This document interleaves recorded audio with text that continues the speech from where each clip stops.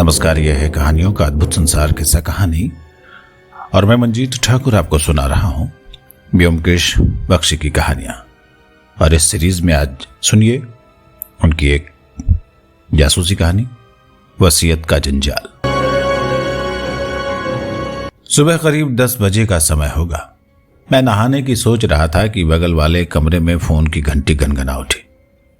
ब्योमकेश ने जाकर फोन उठाया, फिर उसकी आवाज सुनाई दी। हेलो, कौन साहब? वेदू बाबू, नमस्कार। कैसे हैं आप? सब ठीक है ना? जी। क्या कहा? अरे वाह, मुझे आना है। ठीक है, प्लीज आप एड्रेस बता दें। ठीक है, मैं आधे घंटे में पहुंच रहा हूं। ब्योमकेश कुर्ता पहनते हुए कमरे से बाहर आया। चलो, एक जगह जाना है, मर्डर हुआ है, विधु बाबू ने हमें बुलाया। मैंने उठकर पूछा, कौन विधु बाबू? Deputy commissioner. ब्योमकेश ने मुस्कुराकर कहा, हाँ वही, पर कह नहीं सकता कि इसके लिए किसको धन्यवाद दूं। उनकी बातों से तो नहीं लगता कि उन्होंने स्वयं बुलाया है। शायद आदेश ऊपर से ही मिला है। हमें अपने कामकाज के सिलसिले में अक्सर पुलिस के डिप्टी कमिश्नर विधु बाबू से मिलना होता है। वे दिखावा ज्यादा करते हैं। जब भी मौका मिलता है तो अपनी शेखी में हम लोगों को अपना लेक्चर पिलाना कभी नहीं भूलते और हर तरह से ये संकेत देने का प्रयास करते हैं कि ब्योमकेश अपनी क्षमताओं और कौशल में उनसे बहुत नीचे है। ब्योमकेश शेखी से भरी बातों को बहुत ही विनय से सुनता है और मन ही मन मुस्कुराता रहता है। विधु बाबू अपनी बुद्धि और काबिलियत दिखाने के चक्कर में अक्सर पुलिस फाइलों की अनेक गोपनीय सूचनाओं को भी लीक कर देते हैं। इसलिए जब जब ब्योमकेश को पुलिस की जानकारियों की जरूरत पड़ती है, वो विधु बाबू का लेक्चर सुनने के लिए चला जाता था। विधु बाबू अपनी जवानी में इतने जड़ बुद्धि नहीं थे। वे अपने कामकाज में चुस्त दुरुस्त थे, लेकिन पुलिस की घिसी पीटी नियमित कार्यप्रणाली की एक लयबद्ध निरंतरता ने उनके मस्तिष्क को भोथरा कर दिया था और उन्हें अब रूटीन कार्यों से ज्यादा कुछ सुनाई नहीं दिखाता था। उनके सहयोगी उनके पीछे उन्हें बुद्धू बाबू कहा करते थे। बहरहाल हम लोगों ने जल्दी से नाश्ता किया और निकल पड़े। बस से हमें पहुंचने में लगभग 20 मिनट लगे। वो जगह उत्तरी कलकत्ता के संपन्न इलाके में थी। हम लोग घर के नंबर देख रहे थे कि सामने एक घर के आगे 2 सिपाही खड़े दिखाई दे गए। हम समझ गए कि वही पता है जहां हमें जाना है। ब्योमकेश ने जब अपना नाम बताया तो ये सिपाही एक और हट गए। बाहर से वो 2 मंजिला मकान साधारण लग रहा था, लेकिन अंदर जाकर देखा तो काफी विशाल दिखाई दिया। बारामदे के बाहर सीढ़ियों के किनारे फूलों के गमले, अंदर गैलरी में पीतल के सजावटी गमलों में ताड़ के पौधे, विशाल एक्वेरियम में रंग बिरंगी मछलियां।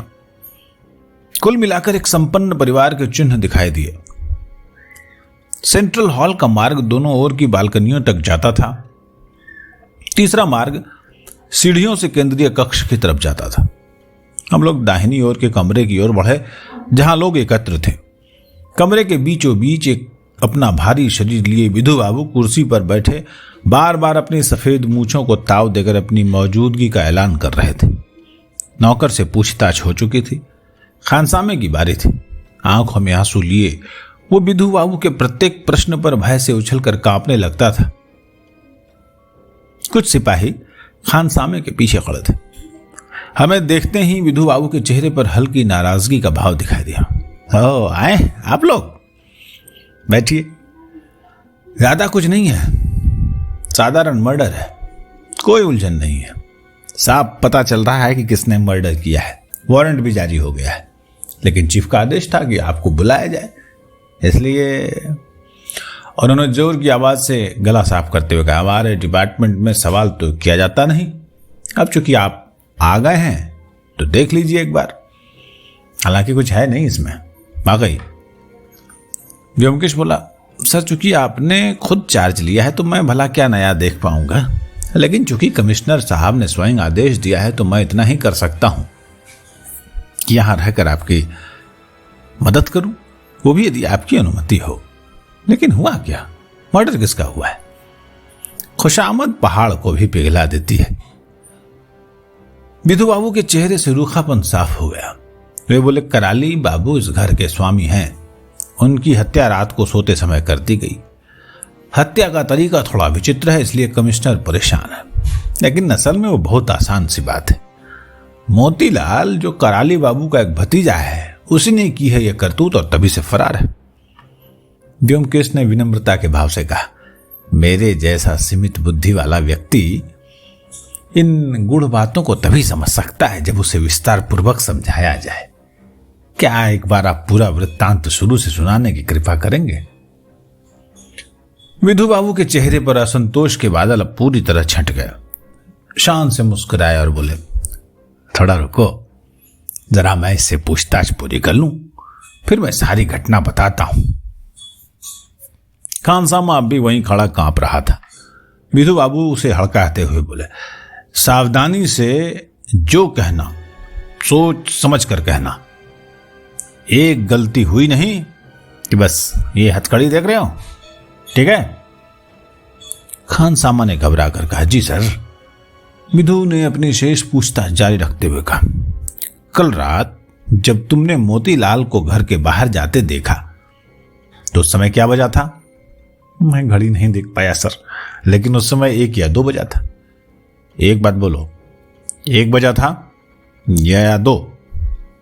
सर उस समय रात के करीब 12 या 1 बज रहा था। अरे अच्छी तरह सोच के बताओ, विधु बाबू क्रोध में बोले। एक बार पक्का करके बात करके बोलो यार, आधी रात थी, 1 बजा था या 2 बजा था? खानसामा गले में थूक सटक कर बोला, सर आधी रात। उत्तर सुनकर बैठे सिपाही ने कागज पर नोट कर लिया। वो चोरों की तरह बिना आवाज किए भागा था, है ना? जी सर। जी हां सर। बात यह है कि अक्सर रातों को वे बाहर रहते हैं। फालतू बात मत करो, जो मैं पूछ रहा हूं उसी का जवाब दो। क्या तुमने मोतीलाल को नीचे आते देखा था? नहीं सर, मैंने उन्हें घर से बाहर जाते देखा था। तुमने उन्हें सीढ़ी से नीचे नहीं आते देखा था? कहां थे उस समय तुम? मैं सर। अरे बोलते क्यों नहीं, कहां थे उस समय?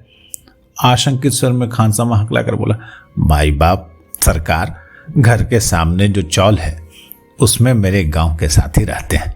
रात को काम पूरा होने के बाद मैं थोड़ी देर के लिए उनके पास बैठता हूं। अच्छा तो ये बात है, उस समय तुम अपने दोस्तों के साथ गांजे के दम भर रहे थे, है ना? जी भाई बाप।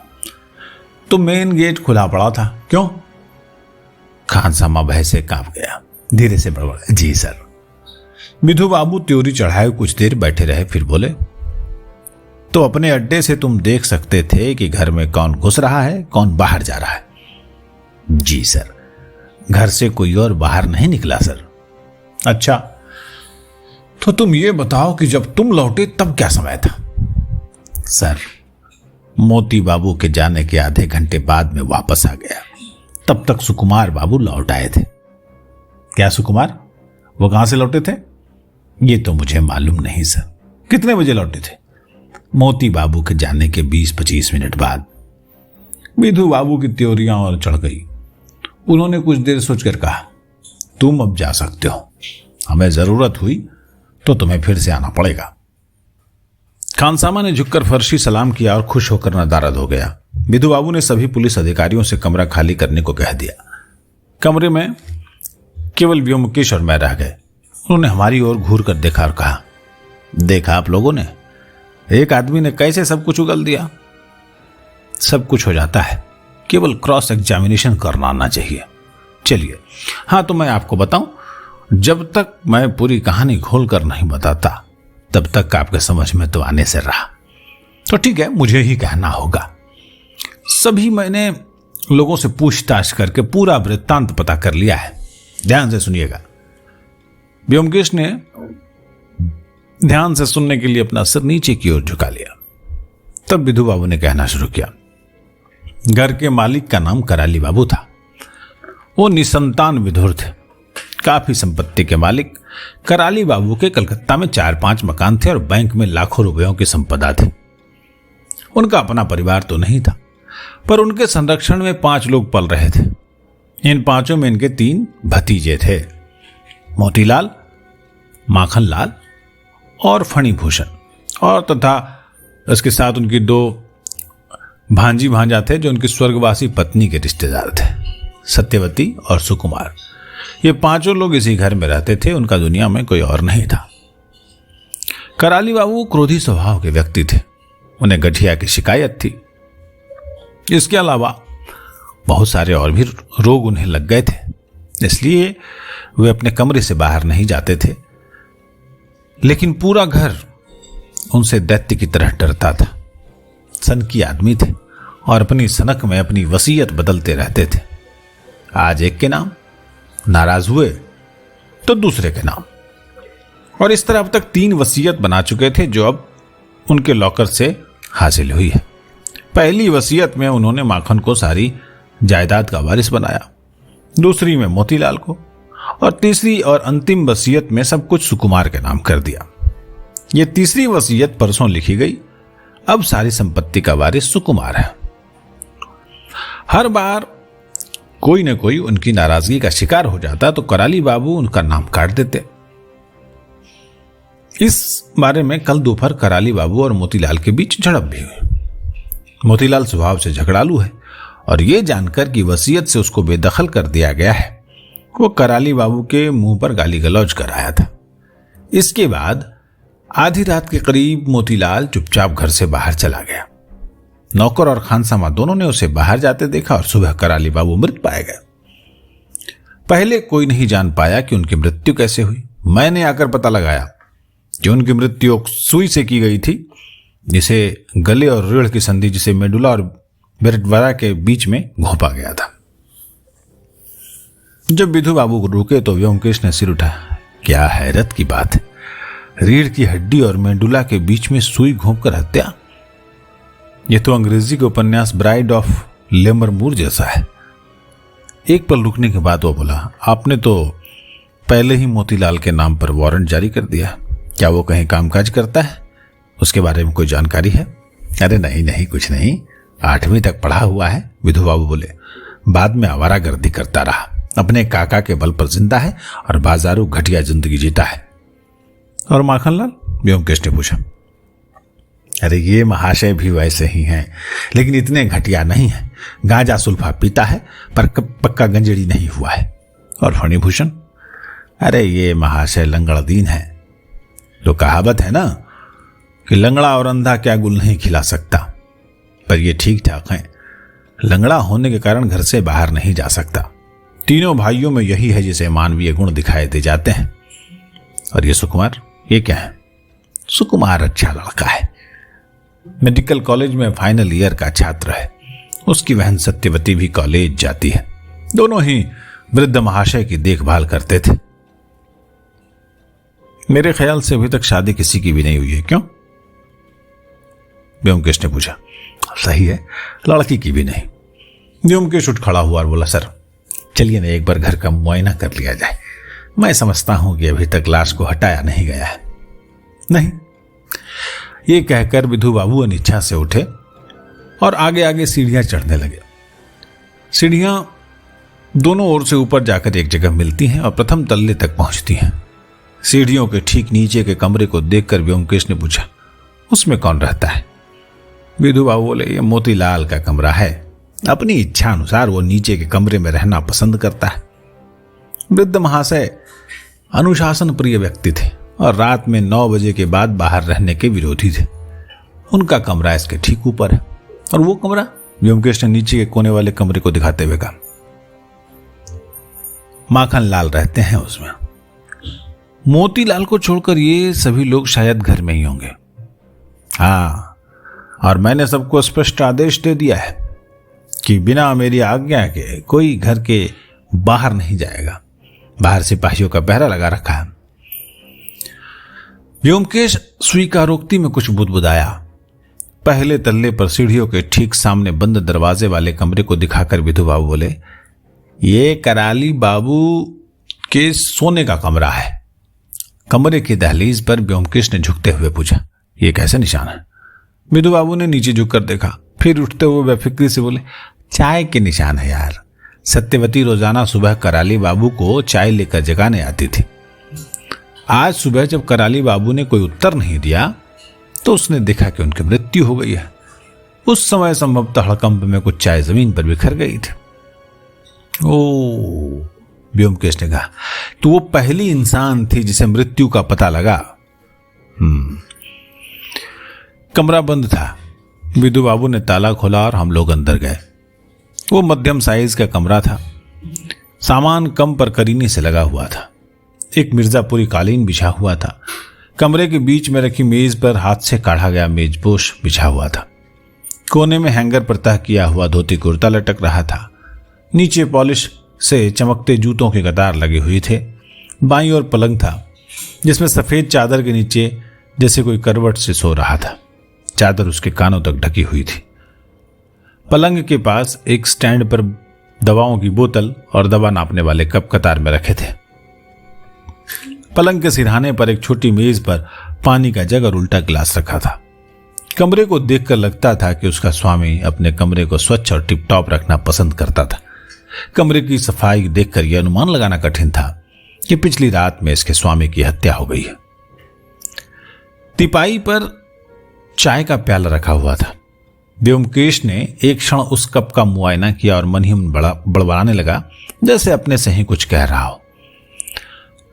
आधी चाय कप से गिरकर प्लेट में ही है। कप आधा भरा हुआ है, फिर नीचे कैसे गिरी? विधु बाबू ने ब्योमकेश का बड़बड़ाना सुनकर एक गहरा निराशा का श्वास छोड़ा और भाई, मैंने यही तो बताया था, वो लड़की। मैंने सुना है, ब्योमकेश बोला, लेकिन क्यों? विधु बाबू ने इस व्यर्थ प्रश्न का उत्तर देना उचित नहीं समझा। मुंह बिचकाकर वे दूसरी ओर खिड़की के बाहर देखने लगे। ब्योमकेश ने बहुत ही सावधानी से चाय के प्याले को उठाया। चाय के ऊपर सफेद परत जम गई थी। उसने पास में रखी चम्मच से चाय को हिलाकर उसका एक घूंट लिया, मुंह पोंछा और पलंग के पास पहुंच गया। काफी देर तक लाश पर नजर गड़ाने के बाद ब्योमकेश ने पूछा, लाश को तो छुआ गया होगा ना? है ना, वैसी ही है जैसे पाई गई थी। विधु बाबू ने अब तक जो खिड़की से ताक रहे थे जवाब दिया, हां, केवल चादर को सिर तक ढक दिया गया है, मैंने वो सुई निकाल ली है। ब्योमकेश ने आहिस्ता से चादर को नीचे खींचा। एक दुबली पतली वृद्ध काया करवट से लेटी थी। लगा जैसे वो गहरी नींद में भी सो रहा है। उनके सफेद बालों के नीचे माथे की त्वचा में लाइनें और झुर्रियां थी। इसके अलावा चेहरे पर किसी दर्द का भाव नहीं था। ब्योमकेश ने शरीर को हिलाए डुलाए बगैर बारीकी से जांचा। उसने पीछे गर्दन के ऊपर बालों को देखा। सावधानी से नाक के पास कुछ देखने के बाद उसने विधु बाबू को बुलाया और बोला, सर, मुझे विश्वास है कि आपने पूरे शरीर का अच्छे से मुआयना कर लिया होगा, लेकिन मैं आपका ध्यान 2 बातों पर लाना चाहता हूं। गर्दन में सुई घोंपने के 3 निशान हैं। विधु बाबू ने पहले इन्हें नहीं देखा था। अब उन्होंने देखा तो बोले, हां, लेकिन इसमें खास बात क्या है? जाहिर है कि बार टेवरा और मेडुला के संधि स्थल को ढूंढने में हत्यारे को 3 बार कोशिश करनी पड़ी हो। और दूसरी बात क्या है? क्या आपने मृतक की नाक देखी है? नाक? जी हां, नाक। विधु बाबू ने झुककर नाक को देखा। मैंने भी झुककर नजदीक से देखा। नाक के छेदों के इर्द गिर्द कुछ छोटे छोटे चिन्ह हैं, जैसे सर्दियों में त्वचा फटने से हो जाते हैं। विधु बाबू ने कहा, शायद उन्हें सर्दी जुकाम हुआ हो। उस स्थिति में बार बार नाक पोंछने पर कुछ चिन्ह हो जाते हैं। पर इससे इस केस का क्या मतलब निकलता है भाई, ये तो बताओ, उन्होंने मजाक के लहजे में कहा। कुछ नहीं, चलिए हम लोग बगल के कमरे में चलते हैं। शायद वो कराली बाबू के काम करने का कमरा था जिसमें वे अधिकांश समय बिताते थे। कमरे में मेज, कुर्सियां, टाइपराइटर और बुक शेल्फ थे। विधु बाबू ने मेज पर लगे लॉकर की ओर इशारा करके बताया, उनकी सभी वसीयतें यहीं से मिली हैं। ब्योमकेश ने कमरे का फिर से मुआयना किया। लॉकर में और कोई कागज नहीं मिला। कमरे की दूसरी ओर छोटा सा टॉयलेट था। ब्योमकेश ने झांक कर देखा और वापस आते हुए बोला, अब कुछ और नहीं देखना है, चलिए हम लोग सुकुमार बाबू के कमरे में चलते हैं। वही ना अंतिम बार इसमें हकदार हैं। अरे हाँ, क्या हम उस सुई को एक बार देख सकते हैं? विधु बाबू ने जेब से एक लिफाफा निकालकर उसमें से सुई को निकालकर 2 उंगलियों में पकड़कर दिखाया। वो साधारण सुई से बड़ी थी, जैसे कि मोटे धागे की सिलाई में इस्तेमाल होती है। सुई के छेद में धागा अटका हुआ था। ब्योमकेश ने बड़ी बड़ी आंखों से उसे देखा और धीरे से बोला, आश्चर्य, बड़ा आश्चर्य। क्या आश्चर्य? ये धागा देख नहीं रे, काला रेशमी धागा। अरे वो तो मैं भी देख रहा हूं, पर भगवान के लिए ये तो बताइए कि इसमें आश्चर्य की क्या बात है, सुई में धागा है। व्योमकेश ने एक नजर विदु बाबू के चेहरे पर डालकर स्वयं ही अपना मजाक बनाया। अरे सच बात है, इसमें क्या आश्चर्य, सुई में धागा नहीं होगा तो क्या होगा, सुई का और भी कोई काम है क्या। उसने सुई को लिफाफे में रखते हुए कहा और विदु बाबू को लिफाफा लौटा दिया। चलिए अब सुकुमार बाबू के कमरे में चलते हैं। गलियारे में दाहिनी तरफ कोने का कमरा सुकुमार बाबू का था। दरवाजा बंद था। विदु बाबू ने खटखटाए बगैर धक्का देकर खोल दिया। सुकुमार मेज पर कोहनी रखकर बैठा था और हाथों में सिर को पकड़े हुए था। हमारे प्रवेश करते ही वो उठ गया। एक ओर पलंग था, दूसरी ओर मेज, कुर्सी और बुक शेल्फ था। ऊंचे डेस्क दीवार से लगे हुए थे। मेरे अनुमान से सुकुमार की उम्र 24-25 के लगभग होगी। देखने में आकर्षक, शरीर गठा हुआ, लेकिन घर में भयानक दुर्घटना के प्रभाव ने पूरे शरीर को पीला करके त्वचा को सुखा दिया था। आंखों के नीचे स्याह गोले उभर आए थे। हम तीनों को अंदर आते देखकर उसकी आंखों में भय तैरने लगा। विदु बाबू ने कहा, सुकुमार बाबू, ये व्योमकेश बख्शी हैं, आपसे बात करना चाहेंगे। सुकुमार ने गला साफ करते हुए कहा, बैठिए बैठिए नजर। व्योमकेश उसकी मेज के सामने बैठ गया। उसने मेज पर रखी पुस्तक ग्रेज एनाटॉमी को उठाया और उसके पृष्ठ पलटते हुए बोला, कल आधी रात को आप कहां से आए थे सुकुमार बाबू? सुकुमार चौंक पड़ा, फिर धीमी लरजती आवाज में बोला, मैं रात को फिल्म देखने गया था। पृष्ठों को पलटते हुए बिना सिर उठाए ही व्योमकेश ने पूछा, कौन से सिनेमा हॉल में? चित्रा। विदु बाबू ने नाराजगी के स्वर में कहा, आपको ये मुझे पहले बताना चाहिए था, क्यों नहीं बताया आपने? सर, मैंने सोचा था कि ये इतना महत्वपूर्ण नहीं है, इसलिए। विदु बाबू ने और भी तेज आवाज में कहा, हम ये तय करेंगे कि वो महत्वपूर्ण है या नहीं। क्या आपके पास कोई सबूत है कि आप चित्रा सिनेमा गए थे? सुकुमार ने कुछ क्षण सिर झुकाए, सोचा, फिर उठकर रैक पर टंगे कुर्ता के पॉकेट से गुलाबी रंग की एक चिट निकालकर विधु बाबू की ओर बढ़ा दी। वो सिनेमा के टिकट का आधा भाग था। विधु बाबू ने उसे ठीक से जांचा और अपनी डायरी खोलकर रख लिया। कुछ और पृष्ठों को पलटते हुए व्योमकेश ने पूछा, शाम के शो की बजाय 9 बजे के शो में जाने के आपके पास कोई विशेष कारण थे क्या सुकुमार बाबू? सुकुमार का चेहरा सफेद पड़ गया। उसने धीरे से कहा, नहीं, ऐसा कोई विशेष कारण तो नहीं था। नहीं, ऐसा कुछ भी नहीं था। व्योमकेश बोला, निश्चित रूप से आपको यह तो मालूम था कि कराली बाबू को रात में किसी का देर से घर आना पसंद नहीं था। सुकुमार के पास कोई उत्तर नहीं था। वो चुपचाप मलिन मुख लिए वहां खड़ा रहा। एकाएक व्योमकेश ने सुकुमार को अपनी आंखें खोलकर देखा और पूछा, आपने अंतिम बार कराली बाबू को कब देखा था? सुकुमार ने मुंह में थूक सटकते हुए कहा, कल शाम 5 बजे। क्या आप उनके कमरे में गए थे? हाँ। क्यों? सुकुमार ने अपनी आवाज को नियंत्रित करने का प्रयास किया और धीमे स्वर में कहा, मैं काका से उनकी वसीयत के बारे में कुछ कहने के लिए गया था। उन्होंने अपनी वसीयत में मोतीदा को बेदखल करके सारी संपत्ति मेरे नाम कर दी थी। इसको लेकर दोपहर में उनकी और मोतीदा के बीच झड़प भी हुई थी।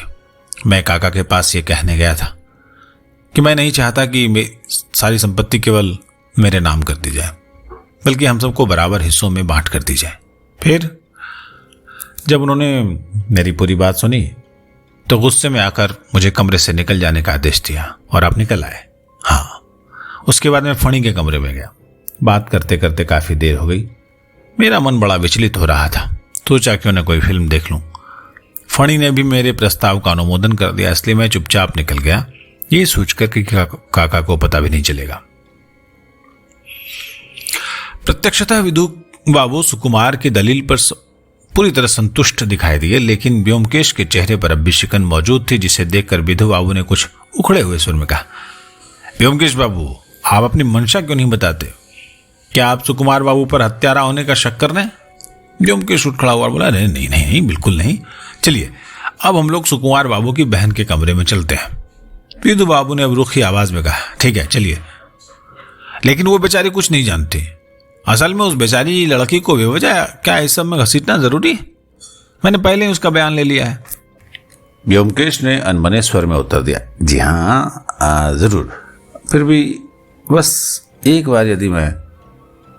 लड़की का कमरा गलियारे के दूसरे छोर पर था। विधु बाबू ने दरवाजा खटखटाया। लगभग आधे मिनट बाद एक 17-18 वर्ष की लड़की ने दरवाजा खोला और हमें देखकर एक और हो गई। कुछ संकोच के साथ हम लोग कमरे के अंदर प्रविष्ट हुए। हमारे पीछे सुकुमार, जो हमारे पीछे पीछे आ रहा था, कमरे में घबराया हुआ और पलंग पर लेट गया। प्रवेश करते समय मैंने लड़की को देख लिया था। वो कद में ऊंची, दुबली और सांवली लड़की थी। बार बार रोने से उसकी आंखें सूज आई थी, इसलिए यह कहना मुश्किल है कि वो सुंदर कही जाएगी या नहीं। उसके बाल उलझे और तितर बितर थे।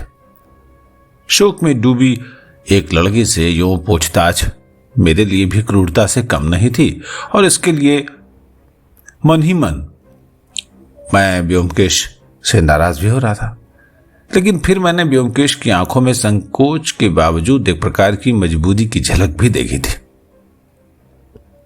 व्योमकेश ने विनम्रता के साथ हाथ जोड़कर अभिवादन करते हुए कहा, क्षमा करिएगा, मैं आपको थोड़ा कष्ट दूंगा। मैं समझता हूं कि आपको कोई परेशानी नहीं होगी। घर में जब ऐसी दुखद घटना घटती है और अनेक कठिनाइयों के साथ साथ पुलिस की तफ्तीश जैसी छोटी मोटी दिक्कतें बर्दाश्त करनी पड़ जाती हैं। विधु बाबू ने फौरन विरोध प्रकट किया, बौखला कर गरजे, पुलिस को क्यों बदनाम करते हैं? आप पुलिस में नहीं हैं। व्योमकेश ने विधु बाबू की आवाज को अनसुना करते हुए अपने उसी लहजे में कहा, ज्यादा कुछ नहीं है, बस वही कुछ रेगुलर सवाल है, अब बैठ जाइए। और उसने कुर्सी की ओर संकेत किया। लड़की ने व्योमकेश को तिरस्कृत नजरों से देखा और शोकग्रस्त टूटी आवाज में बोली, आपको जो पूछना है पूछिए, मैं बिना बैठे ही जवाब दे सकती हूँ। नहीं, आप बैठना चाहती हैं या नहीं बैठना चाहती? ठीक है, मैं बैठ जाता हूँ। व्योमकेश ने बैठकर एक नजर कमरे के अंदर डाली। सुकुमार के कमरे की तरह ये साधारण रूप से सजा हुआ कमरा दिखाई दे रहा था। कहीं किसी प्रकार का आडंबर नहीं। साधारण पलंग, मेज, कुर्सी, एक बुक शेल्फ, एक अतिरिक्त वस्तु केवल दराज वाली ड्रेसिंग टेबल थी। ध्यान हटाने के लिए व्योमकेश ने कमरे की छत में लगे बीमों को देखते हुए कहा, आप ही हैं जो रोजाना कराली बाबू को सुबह की चाय पहुंचाती थी? लड़की ने स्वीकारोक्ति में अपने सिर को हिला दिया। व्योमकेश बोला, तो आज सुबह जब आप चाय लेकर कराली बाबू के पास गई थी तब आपको उनकी मृत्यु का पता लगा। लड़की ने स्वीकारोक्ति में सिर हिलाया। आपको यह पहले पता नहीं था? विधु बाबू बड़बड़ाए, बेकार प्रश्न, बिल्कुल व्यर्थ, मूर्खों वाला प्रश्न है। व्योमकेश ने फिर अनसुना करते हुए अपनी बात जारी रखी। क्या कराली बाबू अपने कमरे का दरवाजा रात में खुला ही रखते थे? हाँ, घर में किसी को भी दरवाजा बंद करने की अनुमति नहीं थी। काका भी रात में सोते समय दरवाजा खुला ही रखते थे। अच्छा, फिर? अब जैसे धैर्य का पैमाना चुक गया हो, विधु बाबू चिल्लाए, अरे बस बहुत हुआ, अब चलिए यहां से। ऐसे फिजूल सवालों से बेचारी लड़की को परेशान करने की कोई जरूरत नहीं है। आपको पता ही नहीं क्रॉस एग्जामिन कैसे किया जाता है। इस घटना ने व्योमकेश के चेहरे से विनम्रता के आवरण को उतार फेंका। एक घायल बाघ की तरह वो विधु बाबू पर टूट पड़ा। उसने कड़कती हुई सधी आवाज में कहा, यदि आप इसी तरह मेरे काम में बाधा पहुंचाते रहे तो मुझे कमिश्नर से शिकायत करनी पड़ेगी कि आप मेरी जांच पड़ताल में बाधा पहुंचा रहे हैं। क्या आप जानते हैं कि ऐसे केस पुलिस के कार्य क्षेत्र में नहीं पड़ते, सीआईडी के होते हैं? विधु बाबू एकदम सन्न रह गए, आश्चर्यचकित। इतना कि कोई उन्हें थप्पड़ भी मार देता तो नहीं होते। वे कुछ क्षण आग्नेय नेत्रों से व्योमकेश को घूरते रहे। कुछ बोलने को उतावले दिखे पर अपने आप को जब्त कर लिया और क्रोध में पैर फटकारते हुए कमरे से बाहर निकल गए। व्योमकेश ने दोबारा ध्यान केंद्रित करके पूछा, आपको कराली बाबू की मृत्यु का पहले पता नहीं लगा? सावधानी से सोचकर उत्तर दीजिएगा। मैंने सोच लिया है, मुझे पहले पता नहीं लगा। उसकी आवाज में एक प्रकार की जिद का एहसास था। व्योमकेश कुछ देर शांति से बैठा रहा, पर उसकी भ्रिकुटी तनी हुई थी। वो फिर बोला, चलिए अब मुझे ये बताइए कि कराली बाबू चाय में कितनी चीनी पीते थे? लड़की बड़ी बड़ी आंखों से ताकती रही, फिर आहिस्ता से बोली, चीनी? काका अपनी चाय में काफी चीनी पीते थे, 3-4 चम्मच चीनी। दूसरा प्रश्न बंदूक से निकले बुलेट जैसा था। तो आपने सुबह की चाय में चीनी क्यों नहीं डाली? ये सुनते ही लड़की का चेहरा सूख गया। उसने चारों ओर भय से देखा, फिर अपने होठों को काटते हुए अपने पर नियंत्रण किया और बोली, शायद मैं भूल गई, कल मेरी तबीयत ठीक नहीं थी। क्या कल आप कॉलेज गई थी? हाँ, भर्राई आवाज में भी जिद थी। कुर्सी से उठते हुए व्योमकेश बहुत आहिस्ता से बोला, यदि आप सब कुछ मुझे बता दें तो हमें बहुत लाभ होगा, आपका भी फायदा होगा। लड़की वैसे ही होठ दबाए खड़े रही, बोली कुछ नहीं। व्योमकेश ने दोहराया, बताने की कृपा करेंगी? लड़की ने धीरे से एक एक शब्द नापते हुए कहा, इसके बाद आगे मुझे कुछ नहीं मालूम है। व्योमकेश के मुंह से एक निश्वास निकल गया। बातचीत के दौरान इसकी निगाह मेज पर रखी सिलाई की टोकरी पर पड़ रही थी। उठकर उसके पास पहुंच गया। उसने पूछा, मुझे लगता है ये आपकी है? जी। व्योमकेश ने टोकरी को खोलकर देखा। अंदर एक अधूरे मेजपोश के साथ रंगीन धागों के गुच्छे पड़े। व्योमकेश ने उन गुच्छों को हाथ में उठाया और मन ही मन बड़बड़ाते हुए गिनने लगा। लाल, नीला, काला, अच्छा काला भी।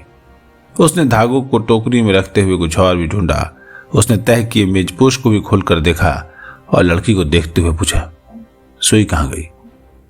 लड़की तब तक पत्थर की मूर्ति बन चुकी थी। उसके मुंह से केवल एक शब्द निकला, सुई। व्योमकेश ने कहा, सुई जिससे आप सिलाई करती हैं, वो कहाँ गई? लड़की कुछ कहना चाहती थी लेकिन कह नहीं पाई। एकाएक मुड़ी और दादा शब्द बड़बड़ाती हुई पलंग पर बैठे सुकुमार की ओर दौड़ी और उसके गोद में सिर रखकर फूट फूट कर रोने लगी।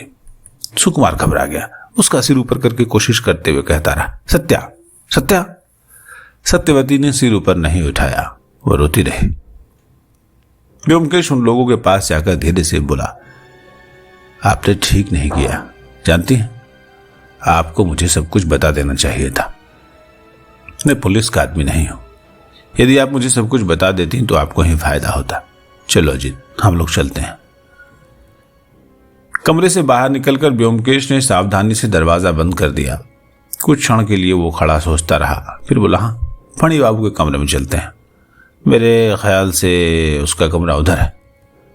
हम लोग गरियारी में कराली बाबू के कमरे को पार कर कोने वाले कमरे के सामने पहुंचे। व्योमकेश ने दरवाजा खटखटाया। एक 21-22 वर्ष के युवक ने दरवाजा खोला। व्योमकेश ने पूछा, आप ही फणी बाबू हैं? उसने स्वीकारोक्ति में सिर हिलाया, जी, कृपया अंदर आ जाइए। उसकी आकृति से यह आभास तो होता था कि उसके शरीर में कहीं दोष है, पर वो कहां है ये तुरंत पता नहीं चलता था। उसका शरीर काफी गठा हुआ था, किंतु मुंह पर कष्ट सहने से पैदा होने वाली सिलवटें साफ दिखाई देती थी। जैसे ही हम कमरे में घुसे, उसने आगे बढ़कर कुर्सी की ओर इशारा किया, कृपया बैठिए। उसकी चाल से पता चल गया कि दोष उसके दाहिने पैर में है। वो बहुत ही पतला कटे हुए अंग जैसा था, इसलिए चलते समय उसकी चाल में लोच आता था। मैं पलंग में एक ओर बैठ गया और व्योमकेश दूसरी ओर। व्योमकेश को देखकर लगा जैसे उचित शब्दों को ढूंढ रहा हो। फिर जरा अन्यमनस्क होकर बोला, मैं समझता हूं कि आप ये जान गए होंगे कि पुलिस आपके भाई मोतीलाल पर शक कर रही है। मैं जानता हूं, फणी बोला, पर अपनी ओर से निश्चित रूप से कह सकता हूं कि दादा बेकसूर है। वो गुस्सैल है, झगड़ालू है, पर काका की हत्या करने की क्षमता नहीं रखते। वसीयत में अपना नाम बेदखल किए जाने के बाद भी ये संस्कार केवल मोतीदा पर ही नहीं, हम सब पर लागू होता है। तो मोतीदा पर ही क्यों शक किया जाए? व्योमकेश ने उसके प्रश्न पर ध्यान न देकर कहा, मैं समझता हूं कि आपने पुलिस को अपना बयान दे दिया होगा, फिर भी मैं कुछ प्रश्न पूछना चाहता हूं। फणी कुछ असमंजस में दिखाई दिया। आप पुलिस में नहीं है तो मैंने सोचा सीआईडी के होंगे। व्योमकेश ने हंसकर कहा, नहीं, मैं केवल सत्य का खोजी हूं, सत्यान्वेषी। फणी ने सुना तो आश्चर्य में उसकी आंखें बड़ी हुई। वो बोला, सत्यान्वेषी? व्योमकेश बाबू, तो आप व्योमकेश बख्शी हैं? व्योमकेश ने सिर हिलाया और बोला, अब आप मुझे ये बताइए कि कराली बाबू के संबंध बाकी लोगों से कैसे थे? दूसरे शब्दों में वो किसे पसंद करते थे, किसे नापसंद, ये सब आप मुझे विस्तार से बताइए। फणी कुछ देर अपने हाथों में सिर छिपाए बैठा रहा, फिर एक फीकी मुस्कान के साथ बोला, देखिए, मैं एक लंगड़ा आदमी हूं, भगवान का शाप है, इसलिए मैं सब लोगों से ज्यादा मेल मुलाकात नहीं रख पाता। और मेरी ये किताबें मेरे अब तक के जीवन की साथी रही, इसलिए मैं ठीक से नहीं बता पाऊंगा कि काका की हम लोगों में से किस पर कृपा थी और किस पर नाराजगी। काका को समझना आसान नहीं था, न ही वे अपनी मंशा जाहिर करते थे, लेकिन उनकी बातों से और उनके बर्ताव से मैं जान पाया हूं कि वो सत्यवती की परवाह अधिक करते थे। और आपकी? मेरी? हो सकता है कि मैं लंगड़ा हूं, इसलिए उनके मन के भीतर कहीं दया का भाव हो, पर इससे अधिक देखिए, मैं उनकी आत्मा का निरादर नहीं करना चाहता, विशेष रूप से ऐसे व्यक्ति का जिसने हम सबको शरण नहीं दी होती तो हम लोग अब तक भूख से ही मर गए होते। लेकिन यह भी सही है कि वे नहीं जानते थे कि प्यार क्या होता है। व्योमकेश बोला, शायद आपको मालूम हो कि उन्होंने अपनी वसीयत में सारी संपत्ति सुकुमार के नाम कर दी है। फणी थोड़ा मुस्कुराकर बोला, मैंने सुना है, और इसमें कोई संदेह भी नहीं होना चाहिए कि हम सब में सुकुमार ही सबसे योग्य व्यक्ति है। लेकिन इससे यह नहीं कहा जा सकता कि काका के हृदय में क्या है। वे क्षणिक आवेश के व्यक्ति थे, जरा सी बात पर बिगड़ जाते थे और टाइपराइटर पर टप टप टप टप करके अपनी वसीयत बदल देते थे। इस पर शायद ही कोई बचा हो जिसके नाम इन्होंने कभी न कभी वसीयत नहीं की हो। व्योमकेश ने कहा, अब चूंकि अंतिम वसीयत सुकुमार के नाम है, इसलिए संपत्ति उसे ही मिलेगी। फणी बोला, अच्छा, मुझे कानून की इतनी जानकारी नहीं है। कानून तो यही कहता है। व्योमकेश ने हिचकिचाहट के बाद बोला, ऐसी स्थिति में आप क्या करेंगे? आपने क्या सोचा है? फणी ने निराशा में अपने बालों पर हाथ फेरा और खिड़की के बाहर देखते हुए बोला, मुझे नहीं मालूम कि क्या करूंगा, कहां जाऊंगा। मैं कुछ पढ़ा लिखा नहीं हूं तो नौकरी नहीं मिलेगी। अगर सुकुमार मुझे शरण देता है या उसके पास रहूंगा, नहीं तो मेरा अंत फिर सड़कों पर होगा, और क्या। उसकी आंखों में आंसू आ गए। मैंने जल्दी से अपना मुंह फेर लिया। व्योमकेश ने ध्यान दिए बिना ही कह दिया, सुकुमार बाबू कल आधी रात को लौटे थे। फणी ने चौंक कर कहा, आधी रात? अरे हाँ, कल रात वो सिनेमा देखने गया था। व्योमकेश ने पूछा, क्या आप अनुमान लगा सकते हैं कि कराली बाबू की हत्या कब हुई? क्या आपको कोई आवाज या कुछ और सुनाई दिया था? कुछ नहीं, सुबह तड़के को। नहीं, उनकी हत्या आधी रात को हुई। व्योमकेश ने उठकर अपनी घड़ी देखी और बोला, ओ 2:30 बज गए, अब काफी है, चलो अजीत, मुझे बहुत भूख लगी है, हम लोगों ने सुबह से कुछ खाया भी नहीं। अच्छा, नमस्कार। ठीक उसी समय नीचे शोरगुल सुनाई दिया। दूसरे ही क्षण एक व्यक्ति हाँफता हुआ दरवाजा खोलकर घुसा। बोला, ए फणी, पुलिस मोतीदा को पकड़ लाई है। किंतु हमें देखते ही रुक गया। व्योमकेश ने कहा, क्या अभी माखन बाबू हैं? माखन भय से पीला पड़ गया और मैं कुछ नहीं जानता कहते हुए तेजी से बाहर निकल गया। हम लोगों ने नीचे आकर देखा, ड्राइंग रूम में बहुत अफरा तफरी मची हुई थी। बिदु बाबू नहीं थे, उनकी जगह स्थानीय चौकी का इंस्पेक्टर कुर्सी पर बैठा हुआ था। उसके सामने 2 सिपाही एक व्यक्ति को पकड़े खड़े थे जिसके मुंह पर हवाइयां उड़ रही थी। वो चिल्ला रहा था, काका की हत्या हो गई। देखिए सर, मैं कुछ नहीं जानता, मैं किसी की भी कसम खा सकता हूं, मैं एक मूर्ख शराबी हूं और रात मैंने दलीम के यहां गुजारी, वो गवाही दे देगी। इंस्पेक्टर अपना काम जानता था, वो इस सब के बीच चुपचाप बैठा था। उसने जब हमें आते देखा तो बोला, व्योमकेश बाबू, ये है मोतीलाल, विधु बाबू का मुजरिम, आपको यदि कुछ पूछना है तो पूछ लीजिए। व्योमकेश बोला, इन्हें कहां से पकड़ा? सब इंस्पेक्टर जिसने उसे पकड़ा था बोला, अरे बदनाम इलाके में एक बेशिया के कोठे से। मोतीलाल ने फिर फरियाद शुरू कर दी, मैं दलीम के कोठे पर सो रहा था, कौन बेहुदा कहता है। व्योमकेश ने हाथ के इशारे से उसे चुप किया। आज तो रोजाना तड़के सुबह लौटा करते हैं, आज क्या हो गया? मोतीलाल ने खूंखार लाल आंखों से चारों ओर देखा और बोला, क्या हो गया? मैं नशे में मदहोश था। कल रात मैंने विस्की की 2 बोतलें खाली कर दी थी, इसीलिए सुबह नहीं उठ पाया। व्योमकेश ने इंस्पेक्टर को देखकर सिर हिला दिया। इंस्पेक्टर बोला, इसे ले जाओ और बंद कर दो। जैसे ही सिपाही मोतीलाल को ले जाने लगे उसने चीखना चिल्लाना शुरू कर दिया। व्योमकेश ने पूछा, विधु बाबू कहाँ है? अरे वो तो करीब 1 घंटा भर पहले चल गए और बोल कर गए हैं कि शाम को 4 बजे के पास आएंगे। अच्छा ठीक है, अब हम लोग भी चलते हैं। हम लोग कल सुबह आएंगे। अरे हाँ, ये तो बताइए क्या सभी कमरों की तलाशी हो गई है? कराली बाबू और मोती बाबू के कमरों की तलाशी हो चुकी है सर। विधु बाबू ने किसी और कमरे की तलाशी को जरूरी नहीं समझा। और मोतीलाल के कमरे से कुछ निकला? कुछ नहीं। देखो, मैं वसीयत को नहीं पढ़ पाया हूं। मेरे ख्याल से विधु बाबू ने उन्हें सील कर दिया है। खैर, कल तक देख लूंगा। ठीक है, फिर मिलते हैं। इस बीच कोई नई घटना घटे तो कृपया खबर करिएगा। और हम लोग घर वापस आ गए। रात में व्योमकेश ने कराली बाबू के घर का एक नक्शा बनाया और मुझे दिखाने लगा। ये देखो, कराली बाबू के कमरे के ठीक नीचे मोतीलाल का कमरा है। माखन उसके बगल वाले कमरे में रहता है। फणी के कमरे के नीचे ड्राइंग रूम है जिसमें पुलिस ने अपनी दुकान लगाई है। सत्यवती का कमरा रसोई घर के ऊपर है और खानसामा सुकुमार के कमरे के नीचे सोता है। मैंने पूछा, इस नक्शे का क्या इस्तेमाल होगा?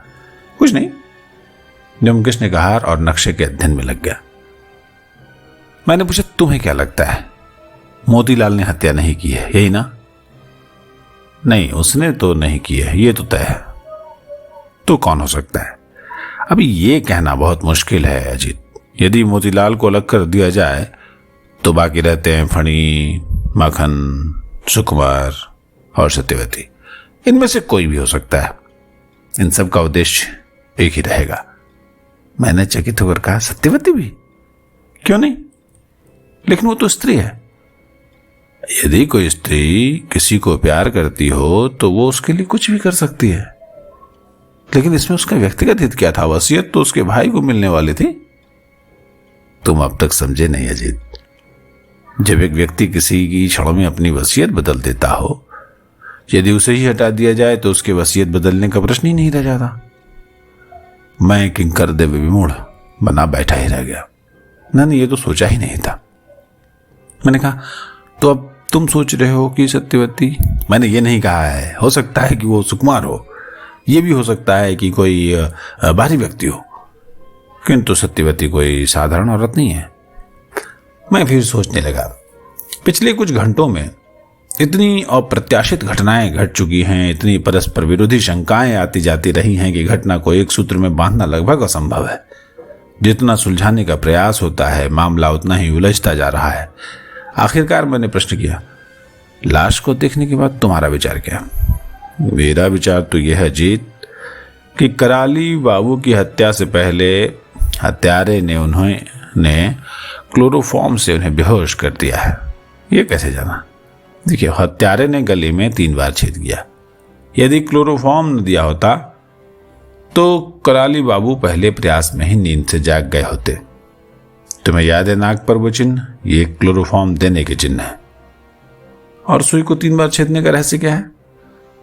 अजीत, इसका अर्थ है कि हत्यारा पहले दोनों छेदों में सही स्थल को नहीं ढूंढ पाया। लेकिन यह उतना महत्वपूर्ण नहीं है। महत्वपूर्ण यह है कि हत्यारा सुई को यूं ही गड़ा हुआ क्यों छोड़ गया? काम हो जाने पर यदि उसे हटा दिया जाए तो सबूत भी हट जाता है, तो फिर उसे वहां क्यों छोड़ा? हो सकता है कि जल्दी में उसे निकालना ही भूल गया हो। लेकिन एक बात और, तुम्हें यह कैसे मालूम हुआ कि हत्या आधी रात को ही? अरे ये तो केवल अनुमान है। लेकिन अगर सत्यवती ने कभी सच बोला तो तुम देखोगे मैं सही हूं। डॉक्टर की रिपोर्ट मेरी बात का सत्यापन करेगी। व्योमकेश बैठकर छत की ओर ताकता रहा, फिर बोला, सुकुमार की मेज पर जो पुस्तक रखी थी उसका शीर्षक था ग्रेज एनाटॉमी। पूरी पुस्तक में केवल एक ही पृष्ठ पर कुछ लाइनों के नीचे लाल पेंसिल से मार्क किया गया था। अच्छा, क्या लाइनें थी? वो लाइनें थी, यदि मेडुला और पहली वर्टेब्रा के संधि स्थान पर सुई घोंपी जाए तो तत्काल मृत्यु हो जाती है। मैं जोश में लगभग उछल पड़ा। तब क्या? पर विचित्र बात यह कि मैंने सुकुमार की मेज पर कहीं भी लाल पेंसिल नहीं देखी। एकाएक व्योमकेश फर्श पर चहलकदमी करने लगा। उसकी आंखों पर चढ़ी त्योरियां स्पष्ट दिखाई दे रही थी। मेरे दिमाग में प्रश्नों की झड़ी लगी हुई थी, लेकिन ब्योमकेश को छेड़ने की हिम्मत नहीं हो रही थी। मुझे मालूम था इस समय कुछ पूछना उसकी डांट सुनना होगा। रात को सोते समय उसने एक ही प्रश्न पूछा, तुम एक लेखक हो, तुम ये बता सकते हो कि अंग्रेजी शब्द थिम्बल का उद्गम क्या है? आश्चर्यचकित मैंने कहा, थिम्बल? तुम्हारा मतलब वो होल्डर जो दर्जी लोग सिलाई के समय अपनी उंगली में पहन लेते हैं? बिल्कुल सही सही। मेरे लाख सोचने पर जब मेरे मस्तिष्क में कुछ नहीं आया तो मैंने अपने ही अनुमान के अनुसार बताया कि इसका संबंध संभवतः थंब यानी अंगूठे से है और ये अंगूठे की सुरक्षा के लिए लगाया जाता होगा। तुम क्या समझते हो? शायद ये थंब और हम्बल शब्दों का मिश्रण हो। दो तरह की बात मत करो अजीत, मुझे एक सीधा उत्तर चाहिए। तब मुझे स्वीकार कर लेना पड़ा कि मेरे पास कोई सीधा उत्तर नहीं है, लेकिन मैंने भी उससे पूछ लिया, तुम्हारे पास है? नहीं, मेरे पास होता तो मैं तुमसे क्यों पूछता। ब्योमकेश फिर कुछ नहीं बोला। मैं भी भाषा की जटिलता पर सोचते सोचते कब सो गया मुझे याद नहीं। दूसरे दिन उठते ही मैंने देखा कि ब्योमकेश सुबह ही निकल गया है। मुझे उसका अकेले चला जाना अखरा भी। फिर मैंने सोचा शायद मुझे न ले जाने का उसका कोई जायज कारण उसके पास रहा हो। संभव है उसकी जांच पड़ताल में कोई बाधा आती हो। वो 11 बजे के लगभग लौटा। उसने कमीज उतार दी और पंखे के नीचे बैठकर सिगरेट सुलगा ली। मैंने पूछा क्या हुआ? उसने सिगरेट का भरपूर कश लिया और धीरे धीरे धुआं छोड़ते हुए बोला, मैंने सभी वसीयतें पढ़ ली हैं। उन सभी पर नौकर और खानसामा की गवाही मौजूद है, दोनों के हस्ताक्षर हैं। और मैंने उन्हें उन सब कमरों की तलाशी लेने के लिए कह दिया है, लेकिन विधु बाबू ने मैं जो कहूं उसके ठीक उल्टा काम करने की कसम खा ली है। अंत में उनसे काम करवाने के लिए मुझे कहना पड़ा कि यदि तलाशी नहीं लेते हैं तो मुझे कमिश्नर साहब से शिकायत करनी पड़ेगी। और क्या होगा? वे अभी मोतीलाल के पीछे पड़े हैं। कुछ क्षण रुकने के पश्चात बोला, लड़की बहुत मजबूत है। जिस तरह से उसने होठों को सिल लिया है, बोलने का नाम ही नहीं लेती, वही इन तमाम रहस्यों की कुंजी है। जो भी है देखा जाएगा। यदि विधु बाबू सभी कमरों की अच्छे से तलाशी करवाते हैं तो कहीं से कुछ भी निकल सकता है। तुम किस चीज के निकलाने की उम्मीद कर रहे हो ब्योमकेश? कौन जाने, कुछ छोटी मोटी चीज, शायद केमिस्ट की पर्ची या पेंसिल। लेकिन अनुमान लगाने से मतलब नहीं निकलता। चलो तैयार हो जाओ, काम शुरू करने का समय हो गया। ब्योमकेश दोपहर भर आराम कुर्सी पर आंख बंद करके लेटा रहा। लगता था जैसे वो कुछ होने का इंतजार कर रहा हो। 3 बजते बजते पुत्तीराम चाय लेकर आ गया। ब्योमकेश ने शांति से चाय पी और फिर उसी पोज में लेट गया। लगभग 3:30 बजे दूसरे कमरे में फोन की घंटी बजने लगी। ब्योमकेश ने जाकर फोन उठाया। जी? कौन साहब? ओ इंस्पेक्टर, कुछ मिला? सुकुमार बाबू के कमरे की तलाशी हो गई? वाह वाह। तो विधु बाबू ने अंत में, अच्छा कमरे में क्या मिला? क्या सुकुमार बाबू को गिरफ्तार कर लिया गया? और भी कुछ मिला? क्लोरोफॉर्म की बोतल। कहां? शेल्फ की पुस्तकों के पीछे। और वसीयत में फणी बाबू। सही है सही है। परमुटेशंस के सिद्धांत अनुसार अब उनकी बारी है। क्या उनकी बहन को भी गिरफ्तार किया गया है? नहीं? चलो ठीक है। क्या कमरे में कुछ और मिला है, जैसे लाल पेंसिल? नहीं मिला। आश्चर्य है। कोई और सिलाई के सामान? विधु बाबू हैं वहां, मोतीलाल को छोड़ने गए। चलो चलो, आखिरकार अकल तो आए। सुकुमार के कमरे के अलावा कोई और कमरे की तलाशी नहीं ली? नहीं ली। क्यों? विधु बाबू ने जरूरी नहीं समझा। तो क्या समझते हैं विधु बाबू? क्या जरूरी समझते हैं? मेरी जरूरत है? अरे मैं नई वसीयत देखना चाह रहा था। ओ, अपने साथ ले गए? तो ठीक है, कल सुबह ठीक रहेगा। जब तक लाल पेंसिल और सिलाई का सामान नहीं मिल जाता। माफ कीजिए, आप क्या कह रहे थे? सुकुमार के खिलाफ ठोस सबूत मिला है। एक बार दोहरा सकते हैं? क्या डॉक्टर की रिपोर्ट क्या आई है? क्या रिपोर्ट में? मृत्यु का समय क्या पाया गया? खाने के 3 घंटे बाद, लगभग आधी रात। अच्छा तो ठीक है, मैं कल सुबह आता हूं। व्योमकेश रिसीवर रखकर वापस आकर बैठ गया। उसकी आंखों की त्योरियां संकेत दे रही थीं कि वो अभी पूरी तरह संतुष्ट नहीं हुआ है। मैंने प्रश्न किया, तो वास्तव में वो सुकुमार निकला? तुम शुरू से उस पर शक कर रहे थे, है ना? कुछ क्षण मौन रहने के पश्चात व्योमकेश बोला, जितने भी सबूत मिले हैं वो सब के सब सुकुमार को हत्यारा करार देते हैं। देखो, कराली बाबू की मृत्यु की प्रकृति तक साफ साफ कह रही है ये किसी मेडिकल के व्यक्ति का ही काम है। जो लोग मानव शरीर की एनाटॉमी नहीं जानते वे ये काम कर ही नहीं सकते। सुई भी जिसका इस्तेमाल हत्या में हुआ वो भी उसकी बहन की सिलाई के बक्से से ही निकाली गई थी, यहां तक कि वो धागा भी वही था।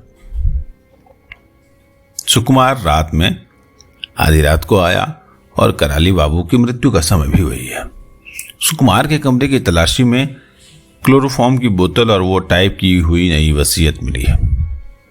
यही नई वसीयत है जिसमें कराली बाबू ने सुकुमार को संपत्ति से बेदखल करके फणी बाबू को संपूर्ण संपत्ति का हकदार घोषित किया था।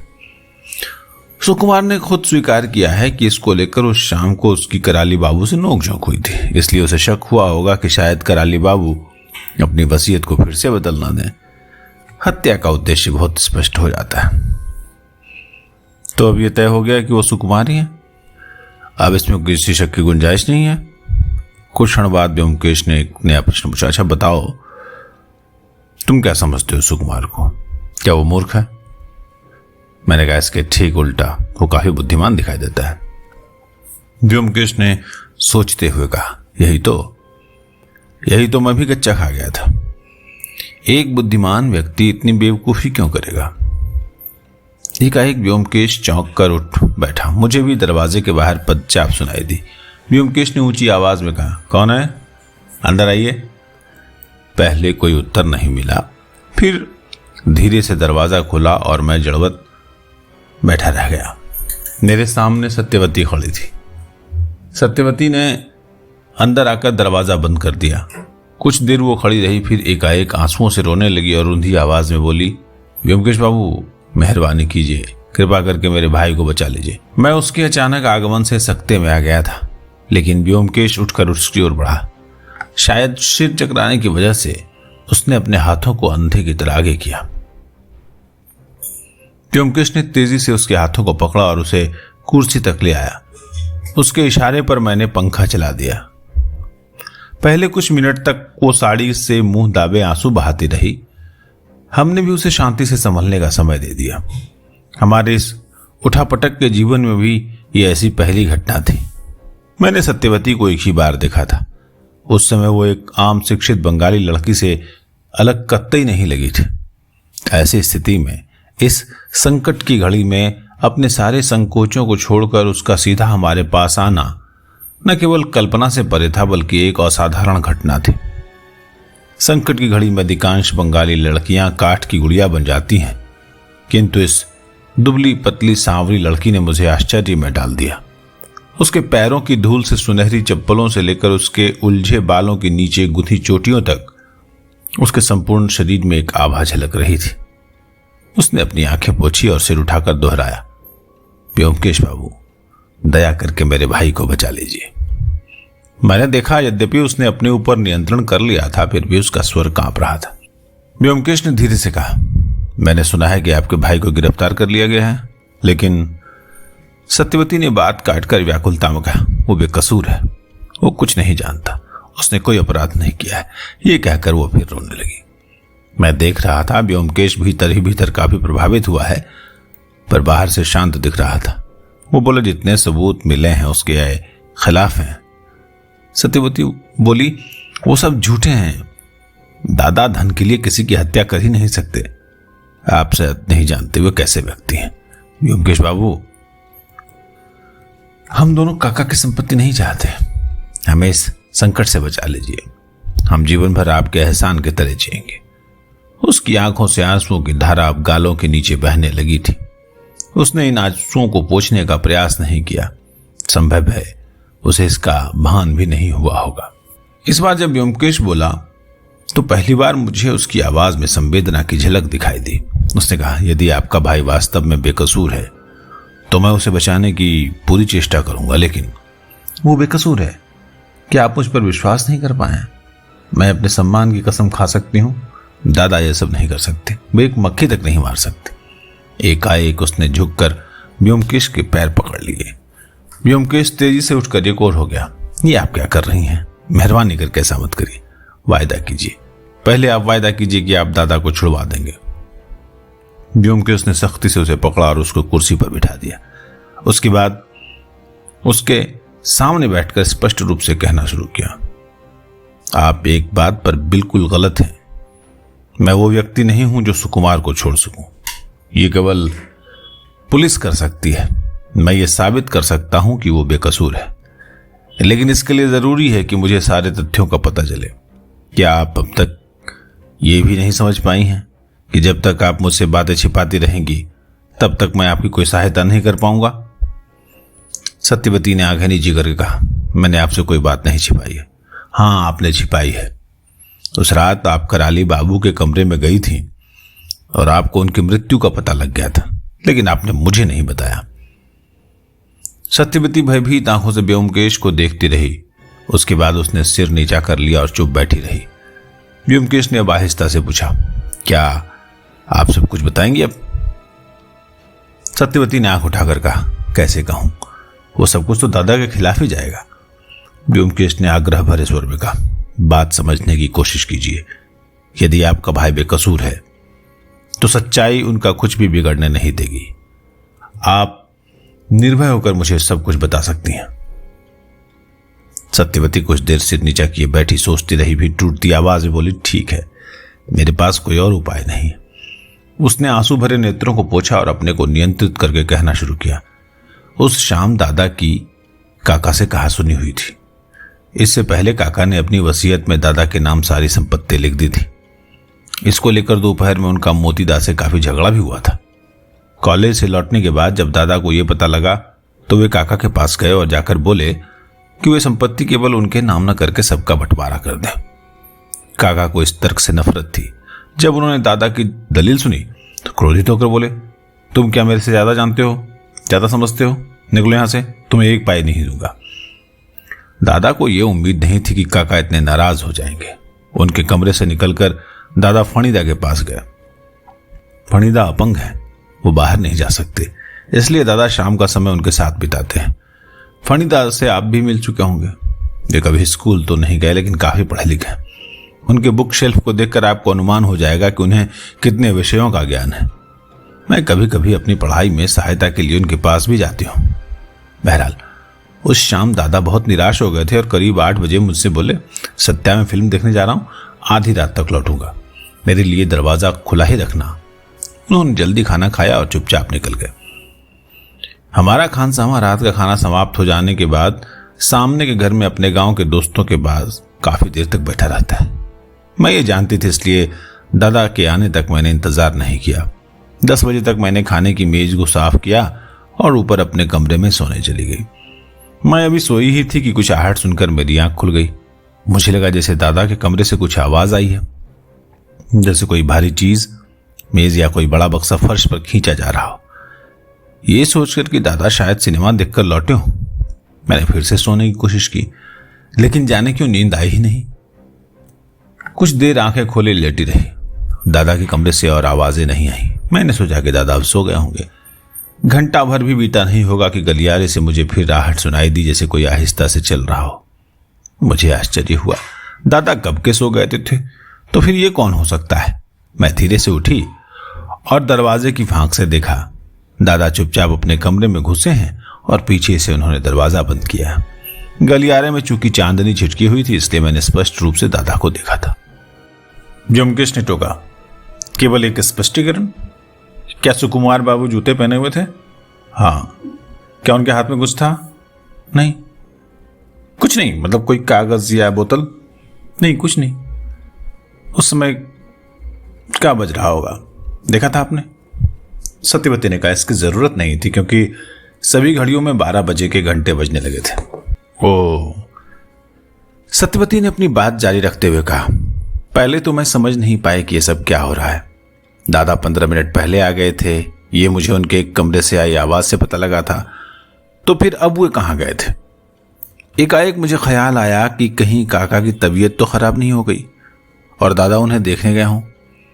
काका को कभी कभी रात में आर्थराइटिस का दर्द होने लगता था और वे सो नहीं पाते थे। ऐसे मौके पर उन्हें सुलाने के लिए दवा देनी पड़ती थी। मैं आहिस्ता से दरवाजा खोलकर काका के कमरे की ओर जाने लगी। वे हमेशा दरवाजा खुला ही रखते थे। मैं कमरे में घुसी। वहां अंधेरा था, पर वहां एक अजीब सी महक थी। मैं नहीं कह सकती वो कैसी थी। तेज तो नहीं थी, पर थी चारों ओर। क्या वो मीठी महक थी? व्योमकेश ने पूछा। हाँ, जैसी सिरप की होती है। हाँ, तो वही क्लोरोफॉर्म। अच्छा, फिर? लाइट का स्विच दरवाजे के पास ही था। मैंने लाइट जला दी और देखा कि काका पलंग पर लेटे हैं। मुझे लगा कि सो रहे हैं। उनके शरीर को देखकर यह बिल्कुल नहीं कहा जा सकता था कि उनकी। फिर भी पता नहीं क्यों मेरा दिल धड़कने लगा। उस महक ने मेरे सांसों में घुटन जैसी पैदा कर दी थी, जैसे किसी ने मेरे नाक पर गीली पट्टी लगा दी हो। कुछ देर मैं दरवाजे के पास खड़ी रही, अपने को समझाने की कोशिश करती रही कि यह महक दवा की है जिसे लेकर काका अभी अभी सो गए हैं। मेरे पांव कांप रहे थे, पर मैं बहुत सावधानी से काका के पलंग के पास गई। मैंने आगे झुककर देखा कि वे सांस नहीं ले रहे हैं। मैं कह नहीं सकती कि मेरे अंदर क्या हो रहा था। मुझे लगा कि मैं बेहोश हो जाऊंगी। मेरा सिर चकराने लगा था। अपने को संभालने के लिए मैंने आगे बढ़कर काका के तकिए को छुआ। मेरा हाथ उनके गले पर गिरा। मेरे हाथ में कांटे जैसी चुभन हुई। मैंने देखा कि उनके गले में एक सुई घुसी हुई है। सुई में धागा भी लगा है। मैं वहां और अधिक देर तक नहीं रुक पाई। मुझे नहीं मालूम कि कैसे मुझ में लाइट बुझाने और वापस अपने कमरे में आने की ताकत आई। जब तक मुझे होश आया तब तक मैंने अपने को पलंग पर बैठा पाया। मैं थर थर कांप कर रो रही थी। शेष बातें तो आप जानते ही हैं। मुझे दादा पर शक नहीं था, क्योंकि मैं जानती थी कि वो ये नहीं कर सकते। फिर भी मुझे ये सोचने में अधिक समय नहीं लगा। ये सब मैं किसी को नहीं बता सकती, क्योंकि बताने से दादा की स्थिति और भी खराब हो सकती है। दूसरे दिन सुबह मैंने किसी प्रकार चाय बनाई और काका के कमरे में चली गई। ये कहते हुए सत्यवती की आवाज मध्यम पड़कर लड़खड़ाने लगी। उसका अस्वाभाविक पीला मुंह और दहशत से त्रस्त आंखें साफ गवाही दे रही थी कि बीती रात उसने कितनी उलझनों और यातना में गुजारी है। मैंने व्योमकेश के मुंह को देखा। उसकी आंखों में चमक दिखाई दी। वो बोला, मैंने आज तक आप जैसी असाधारण लड़की नहीं देखी। कोई और होती तो वो चिल्लाती, शोर मचाती और बेहोश होकर उसने दुनिया को सिर पे उठा लिया होता, लेकिन आप केवल दादा के लिए। व्योमकेश ने खड़े होकर कहा, अब आप घर जाइए, कल सुबह वहां आऊंगा। सत्यवती उठी और घबराकर बोली, किंतु आपने कुछ बताया नहीं। व्योमकेश बोला, बताने को क्या है? मैं आपको ऐसी कोई उम्मीद नहीं दे सकता जो बाद में आपको निराशा दे। इस पूरे कांड में विधु बाबू नामक महाज्ञानी शामिल है, ये नहीं जानती क्या? बहरहाल मैं तो ये निश्चय पूर्वक कह सकता हूं कि यदि आपने मुझे पहले दिन ही सब कुछ बता दिया होता तो पूरा केस अब तक आसानी से सुलझ गया होता। सत्यवती ने अश्रुपूर्ण नेत्रों से पूछा, जो कुछ मैंने कहा है क्या वो दादा को नुकसान पहुंचाएगा? आपको विश्वास है व्योमकेश बाबू, मेरा अपना कोई नहीं है। और यह कहते हुए उसका गला भर आया। व्योमकेश ने तेजी से उठकर उसके लिए दरवाजा खोला और मुस्कुराकर बोला, अब आप जल्दी कीजिए, देर हो रही है, और फिर ये घर कुंवारों का है। सत्यवती उठी और दुखी मन से जाने लगी, लेकिन जैसे ही वो द्वार पर पहुंची व्योमकेश ने दबी जबान से कुछ कहा जो मैं नहीं सुन पाया। सत्यवती ने चौंक कर व्योमकेश को देखा। उसकी आंखों में मुझे आंसू भरे आभार की झलक दिखाई दी। हाथ उठाकर उसने अभिवादन किया और सीढ़ियां उतर गई। दरवाजा बंद करके व्योमकेश आकर बैठ गया और अपनी घड़ी देखकर बोला, अरे 7 बज गए।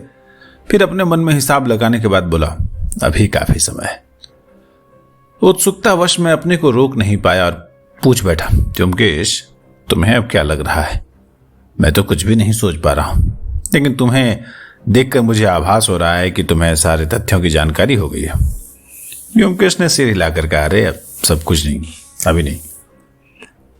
मैंने कहा, जो भी तुम कहो, लेकिन यह निश्चित है कि वो सुकुमार नहीं है, भले ही उसके खिलाफ सबूत मौजूद हो। व्योमकेश ने हंसकर कहा, तो फिर कौन है? मैं वो सब नहीं जानता, लेकिन निश्चित रूप से सुकुमार नहीं है। व्योमकेश चुप रहा। उसने सिगरेट सुलगाया और लंबे कश खींचने लगा। मुझे लगा अब वो और कुछ नहीं बोलेगा। मैं भी शांति से केस की विचित्र उलझनों के बारे में सोचने लगा।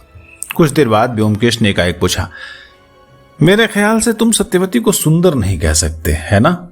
चकराकर मैंने उसकी ओर देखा और बोला, ऐसा क्यों पूछ रहे हो? अरे ऐसे ही पूछ रहा था। मैं समझता हूं कि ज्यादातर लोग उसे बहुत सांवली कहेंगे।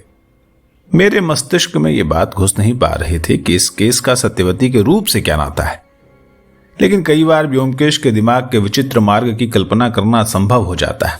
मैंने गंभीरता से विचार करके कहा, यह सही है कि लोग सत्यवती को सांवली कहेंगे, लेकिन मैं समझता हूं कि कुरूप हरगिज नहीं। ऐसा सुनकर व्योमकेश हंसकर उछल पड़ा और बोला, तुम्हारा मतलब जैसा कवि ने कहा है, काली है वो, तुम कहते हो काली, रात से भी काली, पर मैंने उन काली हिरनी जैसी आंखों को देखा है। हाँ ठीक है, ये तो बताओ जी, तुम्हारी सही उम्र क्या है? मैंने चकराकर पूछा। उम्र? मेरी उम्र? जैसे कराली बाबू के मृत्यु के रहस्य का हल मेरी आयु में छिपा हो। व्योमकेश के बारे में कुछ नहीं कहा जा सकता। मैंने कुछ गुणा भाग करके बताया कि मेरी सही आयु 19 वर्ष 5 महीने और 11 दिन है। पर क्यों? व्योमकेश ने संतोष की सांस ली। तो तुम मुझसे पूरे 3 महीने बड़े हो, इस बात का ध्यान रखना भूलना नहीं। तुम ये सब क्या कह रहे हो यार? मेरे भाई कुछ नहीं, मेरा सिर इस समस्या को लेकर चकराने लगा है। चलो आज रात को फिल्म देखते हैं। व्योमकेश कभी सिनेमा नहीं जाता, सिनेमा या नाटक उसे पसंद नहीं थे, इसलिए पहले तो मुझे आश्चर्य हुआ, फिर बोला, आज तुम्हें क्या हो गया? वाकई पागल हो गए हो? व्योमकेश ने हंसकर कहा, अरे कोई ताज्जुब नहीं, मेरा जन्म चंद्र राशि में हुआ है और श्रीमान भट्टाचार्य ने मेरी जन्म पत्री देखकर बताया था कि ये बालक चंद्रमा के प्रभाव में कभी भी पागल भी हो सकता है। किंतु हमें देर हो रही है, चलो जल्दी से खाना खाकर निकलते हैं। मैंने सुना है कि चित्रा में बहुत अच्छी फिल्म लगी है। इसलिए खाना खाकर हम लोग चित्रा पहुंचे। फिल्म 9:30 बजे शुरू हुई। फिल्म लंबी थी, इसलिए 12 बजे के करीब खत्म हुई। हमारा घर कुछ दूरी पर था। कुछ एक बसें अभी दिखाई दे रही थी। जैसे ही मैं बस स्टॉप की ओर बढ़ा, व्योमकेश बोला, अरे नहीं, चलो हम लोग थोड़ा पैदल चलते हैं। वो तेजी से कदम बढ़ाकर चलने लगा। जब कॉर्नवालिस स्ट्रीट के पास वो एक छोटी गली में घुसा तो मुझे समझ में आ गया कि हम लोग कराली बाबू के घर की ओर जा रहे हैं। मैं ये सोच नहीं पा रहा था कि आखिर इतनी रात गए वहां जाकर ये क्या करना चाह रहा था। बहरहाल मैं बिना कुछ कहे उसके पीछे पीछे चलता रहा। हम लोगों की चाल साधारण चाल से थोड़ी तेज थी, फिर भी हमें वहां पहुंचने में काफी समय लग गया। घर के सामने सड़क की लाइट जल रही थी। व्योमकेश ने लाइट के नीचे अपनी घड़ी देखी, लेकिन उसकी जरूरत नहीं पड़ी, क्योंकि ठीक उसी समय सभी घड़ियों में 12 बजे के अलार्म बज उठे। व्योमकेश ने खुश होकर मेरी पीठ पर एक हाथ मारा और बोला, वाह, काम हो गया, चलो अब टैक्सी लेते हैं। दूसरे दिन सुबह करीब 8 बजे हम कराली बाबू के घर पहुंचे। पुलिस वालों के साथ विधु बाबू मौजूद थे। व्योमकेश को देखकर पहले तो वो कुछ संकोच में पड़ गया, अपने को संभाल कर गंभीर आवाज में बोले, व्योमकेश बाबू, शायद आप जान गए होंगे कि मैंने सुकुमार को हिरासत में ले लिया है। वही हत्यारा है, कातिल। मैं शुरू से ही जान गया था, पर इसका प्रपंच देख रहा था। वाकई? ये कहकर व्योमकेश ने विधु बाबू की बड़ी बड़ी आंखों को ध्यान से देखा, जैसे उम्मीद कर रहा हो कि कब वो कोई नया गुल खिला दें। ये सब देखकर इंस्पेक्टर और सब इंस्पेक्टर के चेहरों पर हंसी फूट पड़ी और छिपाने के प्रयास में उन्होंने अपने अपने चेहरे दूसरी ओर घुमा लिए। विधु बाबू ने कुछ संदेह के लहजे में पूछा, आ जाने की वो खास वजह? व्योमकेश बोला, नहीं कुछ नहीं, मुझे पता लगा कि एक नई वसीयत पाई गई है। मैंने सोचा एक नजर देख लूंगा। काफी देर तक वे इस उलझन में रहे कि वसीयत व्योमकेश को दिखाई जाए या नहीं। अंत में अनिच्छा से उन्होंने अपनी फाइल खोली और उसमें से एक दस्तावेज निकालकर व्योमकेश की ओर बढ़ाया और बोले, ध्यान से, फाड़ मत देना। यह वसीयत सुकुमार के खिलाफ सबसे महत्वपूर्ण सबूत है। कराली बाबू की हत्या करके सुकुमार चोरी करके यह वसीयत ले आया और उसे अपने कमरे में छिपा दिया। आपको मालूम है कहां छिपाया था? अपने कमरे में 3 अलमारियों के नीचे। क्या सुकुमार गिरफ्तारी के समय कुछ बोला था? क्या बोलता? वही जो सब कहते हैं कि मुझे कुछ नहीं मालूम और चौंकने का नाटक। व्योमकेश ने दस्तावेज को चारों ओर से जांचा, फिर बड़ी सावधानी से खोलकर पढ़ने लगा। मैंने भी अपनी गर्दन तिरछी करके व्योमकेश के पीछे से देखा। एक सादे कागज पर टाइप किया गया था, हाँ, सितंबर के 22वें दिन 1933 क्रिश्चियन कैलेंडर के अनुसार मैं पूरे होश और हवास में अपनी वसीयत लिख रहा हूँ। मेरी मृत्यु के पश्चात मेरी सारी चल और अचल संपत्ति के साथ साथ मेरी सारी धनराशि का उत्तराधिकारी मेरा कनिष्ठ भतीजा फणिभूषण होगा। इससे पूर्व लिखी गई अन्य सारी वसीयतें बाकायदा रद्द और निष्फल की जाती हैं। हस्ताक्षर कराली चरण वासु। वसीयत पढ़ने के बाद व्योमकेश उठ खड़ा हुआ। उसकी आंखें एक नए उत्साह से चमकने लगी। ये बोला, विधु बाबू, ये तो कमाल हो गया। ये वसीयत तो। उसने अपने आप को रोक लिया और दस्तावेज को विधु बाबू की ओर बढ़ा दिया। विधु बाबू ने वसीयत को आश्चर्य में दोबारा शुरू से अंत तक सावधानी से पढ़ा और सिर उठाकर पूछा, क्या है इसमें? मुझे तो कुछ नहीं दिखा। ये नहीं दिखा? व्योमकेश ने हस्ताक्षर के नीचे के रिक्त स्थान को दिखाते हुए कहा। विधु बाबू ने जब देखा तो उनकी आंखें फैल गई और मुंह से निकला, ओ, गवाहों के नाम? उसने में व्योमकेश बोला, शांत। उसने शांत रहने का इशारा किया और दरवाजे की आहट लेने लगा। कुछ देर रुकने के बाद वो धीरे से उठा और आहिस्ता कदमों से दरवाजे तक पहुंचा और भक्क से दरवाजा खोल दिया। माखनलाल खड़ा चोरी से बातचीत सुन रहा था। उसने भागने की कोशिश की, लेकिन व्योमकेश उसकी भुजाओं को खींचते हुए अंदर ले आया और उसे कुर्सी पर पटक दिया। इंस्पेक्टर, इस पर नजर रखना, भागने न पाए। इसका मुंह भी बंद कर दो। माखन दहशत में आधा हो गया। उसने बोला, अच्छा मैं? चुप रहो, एकदम चुप। विधु बाबू, मजिस्ट्रेट से एक दूसरा वारंट मंगवाइए। अपराधी के नाम की जगह खाली रखिए, उसे हम बाद में भर लेंगे। वो विधु बाबू के नजदीक पहुंच गया और उसके कान में झुककर बोला, तब तक आप इसकी पूरी खबर ले लीजिए। आश्चर्य भरे लहजे में विधु बाबू बोले, अरे मुझे तो समझ में नहीं आ रहा। अरे बाद में बताऊंगा विधु बाबू, आप वारंट मंगवा लीजिए। आओ अजित। व्योमकेश तेजी से सीढ़ियां चढ़कर फणिभूषण के कमरे के बाहर पहुंचा और दरवाजा खटखटाने लगा। दरवाजा अपने आप ही खुल गया। हम लोगों को देखकर फणी चौंक गया। उसके मुंह से निकल गया, व्योमकेश बाबू। हम लोग कमरे में आ गए। अब व्योमकेश की फुर्ती प्रायः गायब हो गई थी। हंसते हुए बोला, आप लोगों को जानकर खुशी होगी कि अभी हमें पता लग गया है कि कराली बाबू का वास्तव में हत्यारा कौन है। फणी एक फीकी मुस्कान के साथ बोला, हाँ, मैंने सुना है कि सुकुमार बाबू को हिरासत में ले लिया गया है, लेकिन मुझे अब भी यकीन नहीं होता। ये तो है, ये विश्वास करना बड़ा मुश्किल है। उसके कमरे से एक नई वसीयत मिली है जिसमें संपत्ति का हकदार आपको बनाया गया है। फणी बोला, ये भी मैंने सुना है। जब से मुझे ये पता लगा है कि मेरा मन खट्टा हो गया। महज कुछ 1000 रुपयों के लिए काका को जीवन से हाथ धोना पड़ा। उसने गहरी सांस लेते हुए कहा, संपत्ति ये सभी पापों की जड़ है। मेरे लिए सारी संपत्ति छोड़ गए, लेकिन मैं खुश नहीं हूं। व्योमकेश बाबू, मैं चाहता था कि मुझे संपत्ति न भी देते, पर जीवित तो रहते। व्योमकेश बुक शेल्फ के पास खड़ा पुस्तकों को देख रहा था। मन ही मन में बोला, सही है, सही है, संपत्ति कभी सुख नहीं देती। कहा बात सुनिए ना, ये कौन सी बुक है? फिजियोलॉजी। अरे वाह, सुकुमार की किताब है। व्योमकेश ने पुस्तक निकालकर उसके मुख पृष्ठ को देखकर कहा। फणी धीरे से हंसकर बोला, हाँ, सुकुमार अक्सर मुझे मेडिकल की पुस्तकें पढ़ने को देता था। जीवन भी कितना विचित्र है। इस घर में केवल सुकुमार ही ऐसा व्यक्ति था जिसे मैं अपना मित्र समझता था, यहां तक कि अपने भाइयों से ज्यादा। और वही। व्योमकेश ने कुछ और पुस्तकें नीचे उतारी और आश्चर्य में कहा, आप तो खासे पढ़ाकू व्यक्ति हैं, है ना? क्या आप सभी पुस्तकों में पढ़ते समय मार्क लगाते हैं? फणी बोला, हाँ, पढ़ने के सिवाय मेरी कोई और हॉबी नहीं है। पुस्तकें ही मेरी साथी हैं। केवल सुकुमार मेरे पास हर शाम आकर बैठता था। व्योमकेश बाबू, मेहरबानी करके मुझे यह बताइए कि क्या वाकई सुकुमार नहीं है? क्या है? क्या कोई संदेह का अवसर नहीं है? व्योमकेश ने कुर्सी पर बैठकर कहा, अपराधी के खिलाफ जो सबूत निकला है उसमें संदेह की कोई भी गुंजाइश शेष नहीं है। आइए इधर बैठिए, मैं आपको सारी बात समझाता हूं। फणी उसके पास पलंग के किनारे बैठ गया। देखिए, हत्या 2 प्रकार की होती है। एक वो जो अधिक आवेश में आकर की जाती है, जिसे हम आवेश की हत्या या क्राइम ऑफ पैशन कहते हैं। दूसरी वो हत्या होती हैं जो पहले से सोची समझी और पूर्व नियोजित होती हैं। आवेश में की गई हत्या में अपराधी को पकड़ना आसान होता है। अधिकांश केसों में वो खुद ही स्वीकार कर लेता है, लेकिन जब आदमी सोच समझकर पूर्व नियोजित हत्या करता है तो वो अपने ऊपर आने वाले सभी संदेहों को भी मिटा देता है। ऐसी स्थिति में उसे पकड़ना मुश्किल हो जाता है। हमें नहीं मालूम होता है कि अपराधी कौन है और दूसरों पर संदेह करने लग जाते हैं।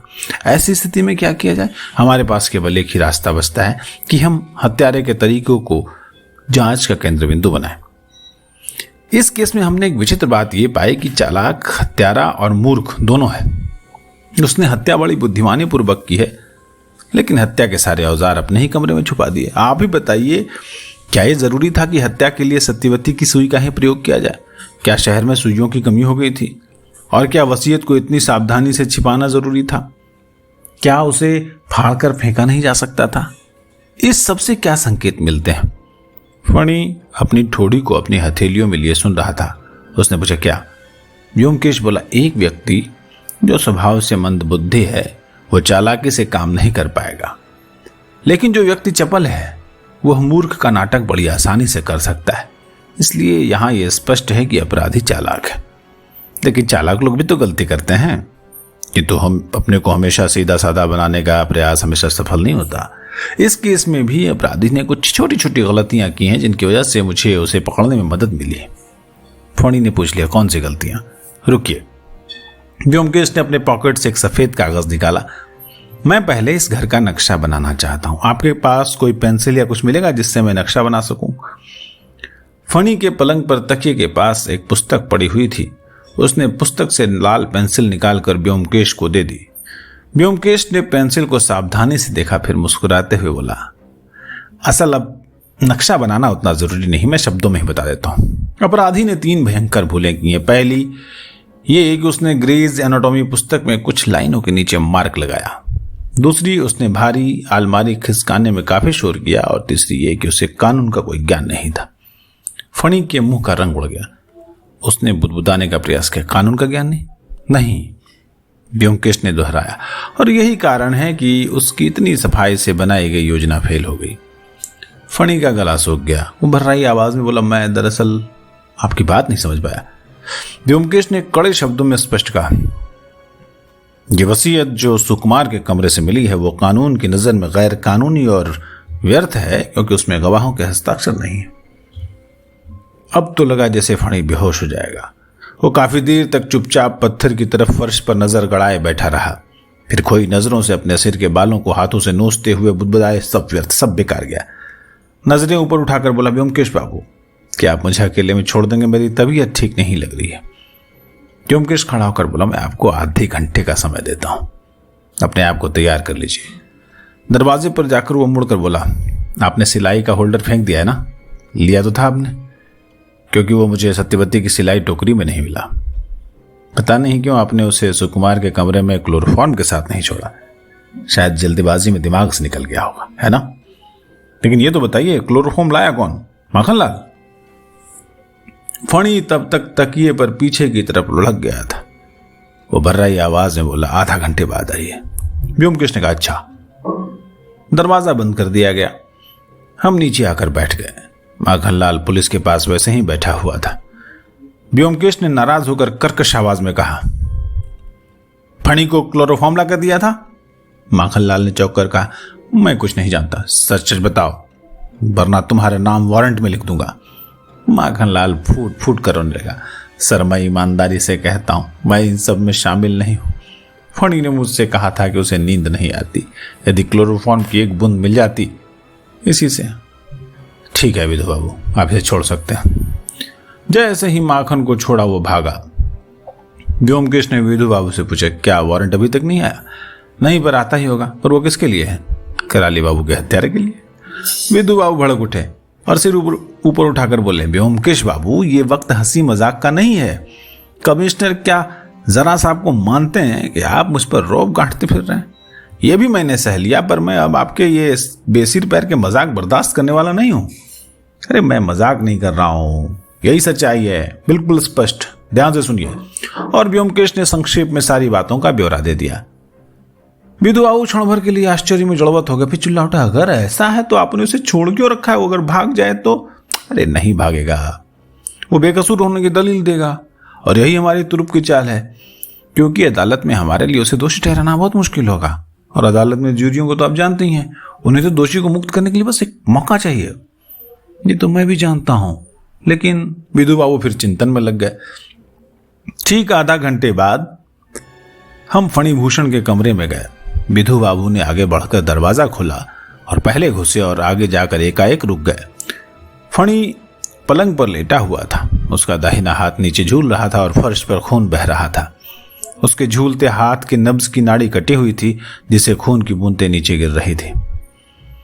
व्योमकेश एक क्षण शरीर को देखता रहा और फिर धीरे से बोला, मैं नहीं सोचा था कि ये इस हद तक पहुंच जाएगा, लेकिन उसके बाद उपाय भी क्या था। एक सफेद कागज फणी के सीने पर रखा दिखाई दिया। व्योमकेश ने उसे उठाकर जोर से पढ़ना शुरू किया। व्योमकेश बाबू, अलविदा। मैं एक अपंग और व्यर्थ व्यक्ति हूं। मेरे लिए इस संसार में कोई स्थान नहीं है। देखता हूं ऊपर भी मुझे स्थान मिलता है या नहीं। मुझे मालूम है कि अदालत में आप मुझे दोषी साबित नहीं कर पाएंगे, लेकिन अब मेरे लिए जीवित रहने का कोई मतलब नहीं रहा। जब पैसा ही नहीं मिलेगा तो मैं जीवित रहकर करूंगा भाग क्या। मुझे काका की हत्या करने का कोई पछतावा नहीं है। उन्हें मेरे से जरा भी प्यार नहीं था। हमेशा मेरे लंगड़ेपन का मजाक बनाकर खिल्ली उड़ाते थे। लेकिन मैं सुकुमार अदा का जरूर अपराधी हूं और इसके लिए क्षमा प्रार्थी भी हूं, लेकिन मेरे पास उनके अलावा कोई और व्यक्ति नहीं था जिसके मत्थे पर यह दोष मढ़ सकूं। और फिर उसके जेल चले जाने के बाद मेरा एक फायदा और भी होता। यह लाभ मेरे मन में पल रही उस गुप्त इच्छा से संबंधित था, जिसके अपंग होने के कारण मैं कभी जग जाहिर नहीं कर पाया। मैं ये नहीं बताऊंगा कि मुझे क्लोरोफॉर्म कैसे मिला। जो व्यक्ति मेरे लिए लाया था उसे मेरे उद्देश्य की जानकारी नहीं थी, लेकिन बाद में शायद उसे संदेह हो गया हो। आप सचमुच में विचित्र प्राणी हैं। आपने उंगली के उस होल्डर को भी नहीं छोड़ा। आपका कहना सही था, मैं उसे उठाना भूल गया था। यह मुझे तब याद आया जब मैं अपने कमरे में वापस आया। वो अब भी यहीं कहीं गिरा पड़ा होगा। उस रात जब मैंने सुई और होल्डर को सत्यवती की सिलाई की टोकरी से चुराया था, उस समय वो रसोई में खाना बना रही थी। आपकी जगह यदि कोई और होता तो पकड़ नहीं पाता, लेकिन फिर भी मैं अपने आप को आपसे नफरत करने की स्थिति में नहीं ला पा रहा हूं। नमस्कार, अब विदा लेता हूं, बहुत दूर जाना है। भवदीय फणिभूषणकर। व्योमकेश ने विधु बाबू को कागज पकड़ाते हुए कहा, मेरे ख्याल से अब सुकुमार को हिरासत में रखना जायज नहीं है। उसकी बहन को भी खबर कर देनी चाहिए। मेरे ख्याल से वो अभी अपने कमरे में होगी। चलो अजीत। लगभग एक सप्ताह बाद हम दोनों एक दिन शाम को अपने कमरे में बैठे चाय पी रहे थे। पिछले कुछ दिनों से व्योमकेश रोजाना दोपहर में कहीं जा रहा था। उसने बताया नहीं और मैंने पूछा भी नहीं। कई बार उसे कुछ गोपनीय केस मिल जाते थे जिसकी गोपनीयता रखने के लिए वो बताना उचित नहीं समझता था। मुझे भी नहीं बताता था। मैंने पूछा, आज भी तुम्हें जाना है? व्योमकेश ने अपनी घड़ी देखते हुए कहा। कुछ रूखेपन से मैंने पूछ लिया, क्या कोई नया केस तुमने लिया है? केस? लिया है, लेकिन पूरी तरह गोपनीय है। मैंने विषय बदलते हुए कहा, सुकुमार की रिहाई का मार्ग अब खुल गया है ना? हाँ, उसने जमानत के लिए अर्जी दी है। मैंने कहा, व्योमकेश मुझे ठीक से बताओ, फणी ने यह हत्या कैसे की? मुझे विस्तार से समझाओ। अब भी मैं इस गुत्थी को सुलझा नहीं पाया हूं। व्योमकेश ने चाय के प्याले को मेज पर रखकर कहा, ठीक है, मैं बताता हूं, शुरू से अंत तक सिलसिलेवार। उस दिन मोतीलाल ने कराली बाबू से झगड़ा किया था। शाम को जब सुकुमार को पता चला तो वो कराली बाबू के पास अपनी बात कहने गया था, पर जब कराली बाबू ने उसे अपने कमरे से निकाल दिया तो फणी के कमरे में गया और लगभग 7:30 बजे तक वहीं रहा। उसके बाद उसने खाना खाया और सिनेमा देखने चला गया। यहां तक कोई उलझन नहीं है ना? नहीं। रात में 8 से 9 बजे तक सत्यवती रसोई में थी। उस दौरान फणी ने उसके कमरे में घुसकर सुई और उंगली में लगाने वाला होल्डर चुरा लिया। उसने अनुमान लगा लिया कि कराली बाबू इस बार फिर अपनी वसीयत बदलेंगे, जिसमें इस बार संपत्ति उसको ही मिलने वाली है। उसने फैसला कर लिया कि अब वो उस खुसट को अपनी वसीयत बदलने का अवसर नहीं देगा। फणी के मन में कराली बाबू के लिए नफरत थी। अपंग लोग अपनी कमी को लेकर बहुत भावुक होते हैं। जो लोग उनकी कमियों को लेकर मजाक उड़ाते हैं, उनसे बदला लेने के लिए वो किसी भी हद तक जा सकते हैं। फणी इन्हीं बातों को लेकर उनसे नाराज था और बहुत पहले से उनकी हत्या की योजना बना रहा था। खानसामे के बयान के अनुसार हमें पता लगा कि मोतीलाल रात में लगभग 11:30 बजे घर से बाहर गया। अफीम की पिनक में अक्सर समय का हेरफेर स्वाभाविक है, इसलिए खानसामा निश्चय से कुछ नहीं कह पा रहा था। मेरे अनुमान के अनुसार मोतीलाल ने करीब 11:25 पर घर छोड़ा। उसकी कमजोरी थी, उसने शायद ही कभी रात घर में बिताई थी। मोतीलाल के चले जाने के बाद फणी अपने कमरे से बाहर निकला। मोतीलाल का कमरा कराली बाबू के कमरे के ठीक नीचे था। फणी नहीं चाहता था कि शोर या आवाज मोतीलाल को सुनाई दे, इसलिए उसने उसके जाने की प्रतीक्षा की। उसे कराली बाबू को क्लोरोफॉर्म से बेहोश करने में 5 मिनट लगे। उसके बाद फणी कराली बाबू की गर्दन में सुई को ठीक से नहीं घोंप पाया। सही निशाने के लिए उसे 3 प्रयास करने पड़े। यदि ये काम सुकुमार जैसा मेडिकल का छात्र करता तो उसे इतना समय नहीं लगता। उसके बाद फणी दूसरे कमरे में गया और उसने मेज की दराज से कराली बाबू की अंतिम वसीयत निकाली। उसने पढ़कर देखा, उसका अनुमान सही था, वसीयत उसी के नाम थी। इन सब कामों में उसे 10 से 12 मिनट का समय लगा। अब उसके लिए यह समस्या थी कि उस नई वसीयत क्या क्या करे। वह उसे उसी लॉकर में छोड़ दे सकता था, पर इससे सुकुमार के गले में फंदा कैसे लगता, और अपने को बचाने के लिए उसे किसी पर इल्जाम थोपना जरूरी था। इसलिए उसने वसीयत और क्लोरोफॉर्म को सुकुमार के कमरे में छिपा दिया। वो जानता था कि ऐसी हत्या में बाद में कमरों की तलाशी होती है, और ये तलाशी, इन दोनों चीजें सुकुमार के कमरे से निकलेंगी। इस तरह एक तीर से 2 निशाने हो जाएंगे। सुकुमार को फांसी का फंदा और फणी को वसीयत की संपत्ति। उसने जब अलमारियां खिसकाई थी तब उनकी आवाज हुई थी। इसी से सत्यवती की नींद टूटी थी। उस समय 11:15 बजे थे। सत्यवती ने सोचा कि सुकुमार सिनेमा देखकर लौटा है, लेकिन सच्चाई यह थी कि सुकुमार उस समय तक वापस आ ही नहीं सकता था। वो जब वापस आया तब सभी घड़ियों में 12 के घंटे बज रहे थे। क्या आप भी कुछ और जानना चाहते हो? और वसीयत में गवाही नहीं होने का कारण क्या हो सकता है? व्योमकेश एक क्षण सोचकर बोला, लगता है कि कराली बाबू ने वसीयत रात के खाने के बाद लिखी हो और वो चाहते हो कि सुबह वे खानसामे और नौकर से उस पर हस्ताक्षर करवा लेंगे। कुछ देर हम लोग शांति से सिगरेट के कश लगाते रहे। फिर मैंने ही पूछा, क्या सत्यवती से तुम दोबारा मिले? क्या कहा उसने? खूब धन्यवाद दिया होगा तुम्हें, है ना? व्योमकेश ने चेहरे पर निराशा लाते हुए, कुछ नहीं, केवल साड़ी से सिर ढककर मेरे चरणों का स्पर्श किया, बस। बहुत ही शालीन लड़की है, क्यों? व्योमकेश खड़ा हो गया और मेरी ओर उंगली उठाकर बोला, तुम मुझसे उम्र में बड़े हो, याद रखना। और बिना उत्तर दिए अपने कमरे में चला गया। थोड़ी देर में सज धज के आया। देखकर मैंने कहा, तुम्हारा गोपनीय क्लाइंट लगता है बहुत शौकीन आदमी है। जासूस को भी रेशमी कुर्ते में देखना चाहता है, क्या कहने। व्योमकेश ने सेंट से सुगंधित रुमाल से मुंह पोंछा और बोला, हाँ, सत्य का अन्वेषण कोई मजाक नहीं है, इसके लिए तो बाकायदा तैयारी करनी पड़ती है। मैंने कहा, लेकिन सत्य का अन्वेषण करते हुए तुम्हें अरसा बीत गया। इससे पहले मैंने तुम्हें कभी इतनी सजधज में नहीं देखा। व्योमकेश ने गंभीर मुद्रा में कहा, सच्चाई यही है कि सही मायनों में सत्य की खोज मैंने हाल ही में शुरू की है। तुम्हारा क्या मतलब है? तुम ही जानो। मतलब गहरा है मेरे भाई, देसी आंखों से देखो। और एक शरारत भरी मुस्कान उठकर छोड़कर जाने के लिए उठ गया। सच्चाई, सत्य। मैंने मस्तिष्क दौड़ाया और फिर सब कुछ समझ में आ गया। मैंने दौड़कर व्योमकेश को कंधों से जकड़ लग गया। सत्यवती, अब समझा, ये थी तुम्हारी सत्य की खोज जिसके लिए इतने दिनों से भागते रहे हो। व्योमकेश, तू भी यार इतना मत वाला निकला। शेक्सपियर ने ठीक ही कहा है, ये सारी दुनिया ही प्यार का जंजाल है। व्योमकेश बोला, अब खबरदार, तुम मुझसे बड़े हो और इस लिहाज से तुम उसके आदरणीय जेठ जी लगते हो। इसके बाद दोस्ती की परिभाषा नहीं चलने वाली है। मैं भी तुम्हें भाई साहब कहकर पुकारूंगा, तुम्हें भी आसानी रहेगी। मैंने टोक दिया, क्या प्यारे, अब मैं खटमल हो गया? अरे मैं साहित्यकारों की नस्ल से बखूबी परिचित हूं यार। मैंने जोर से निश्वास छोड़कर कहा, अच्छा बाबा, आज से मैं तुम्हारा बड़ा भाई हूं। मैंने ज्ञानी की मुद्रा में व्योमकेश के सिर पर हाथ रखकर कहा, जाओ तात, विलंब न करो, 4 बज रहा है, तुम्हें शीघ्र ही चलना चाहिए। मेरा आशीर्वाद तुम्हारे साथ है। तुम सदैव सत्य की खोज में लगे रहो, चाहे वो स्त्रीयोचित हो या सांसारिक। और व्योमकेश चला गया। ये कहानी व्योमकेश बख्शी की जासूसी कहानी, जिसका शीर्षक था वसीयत का जंजाल।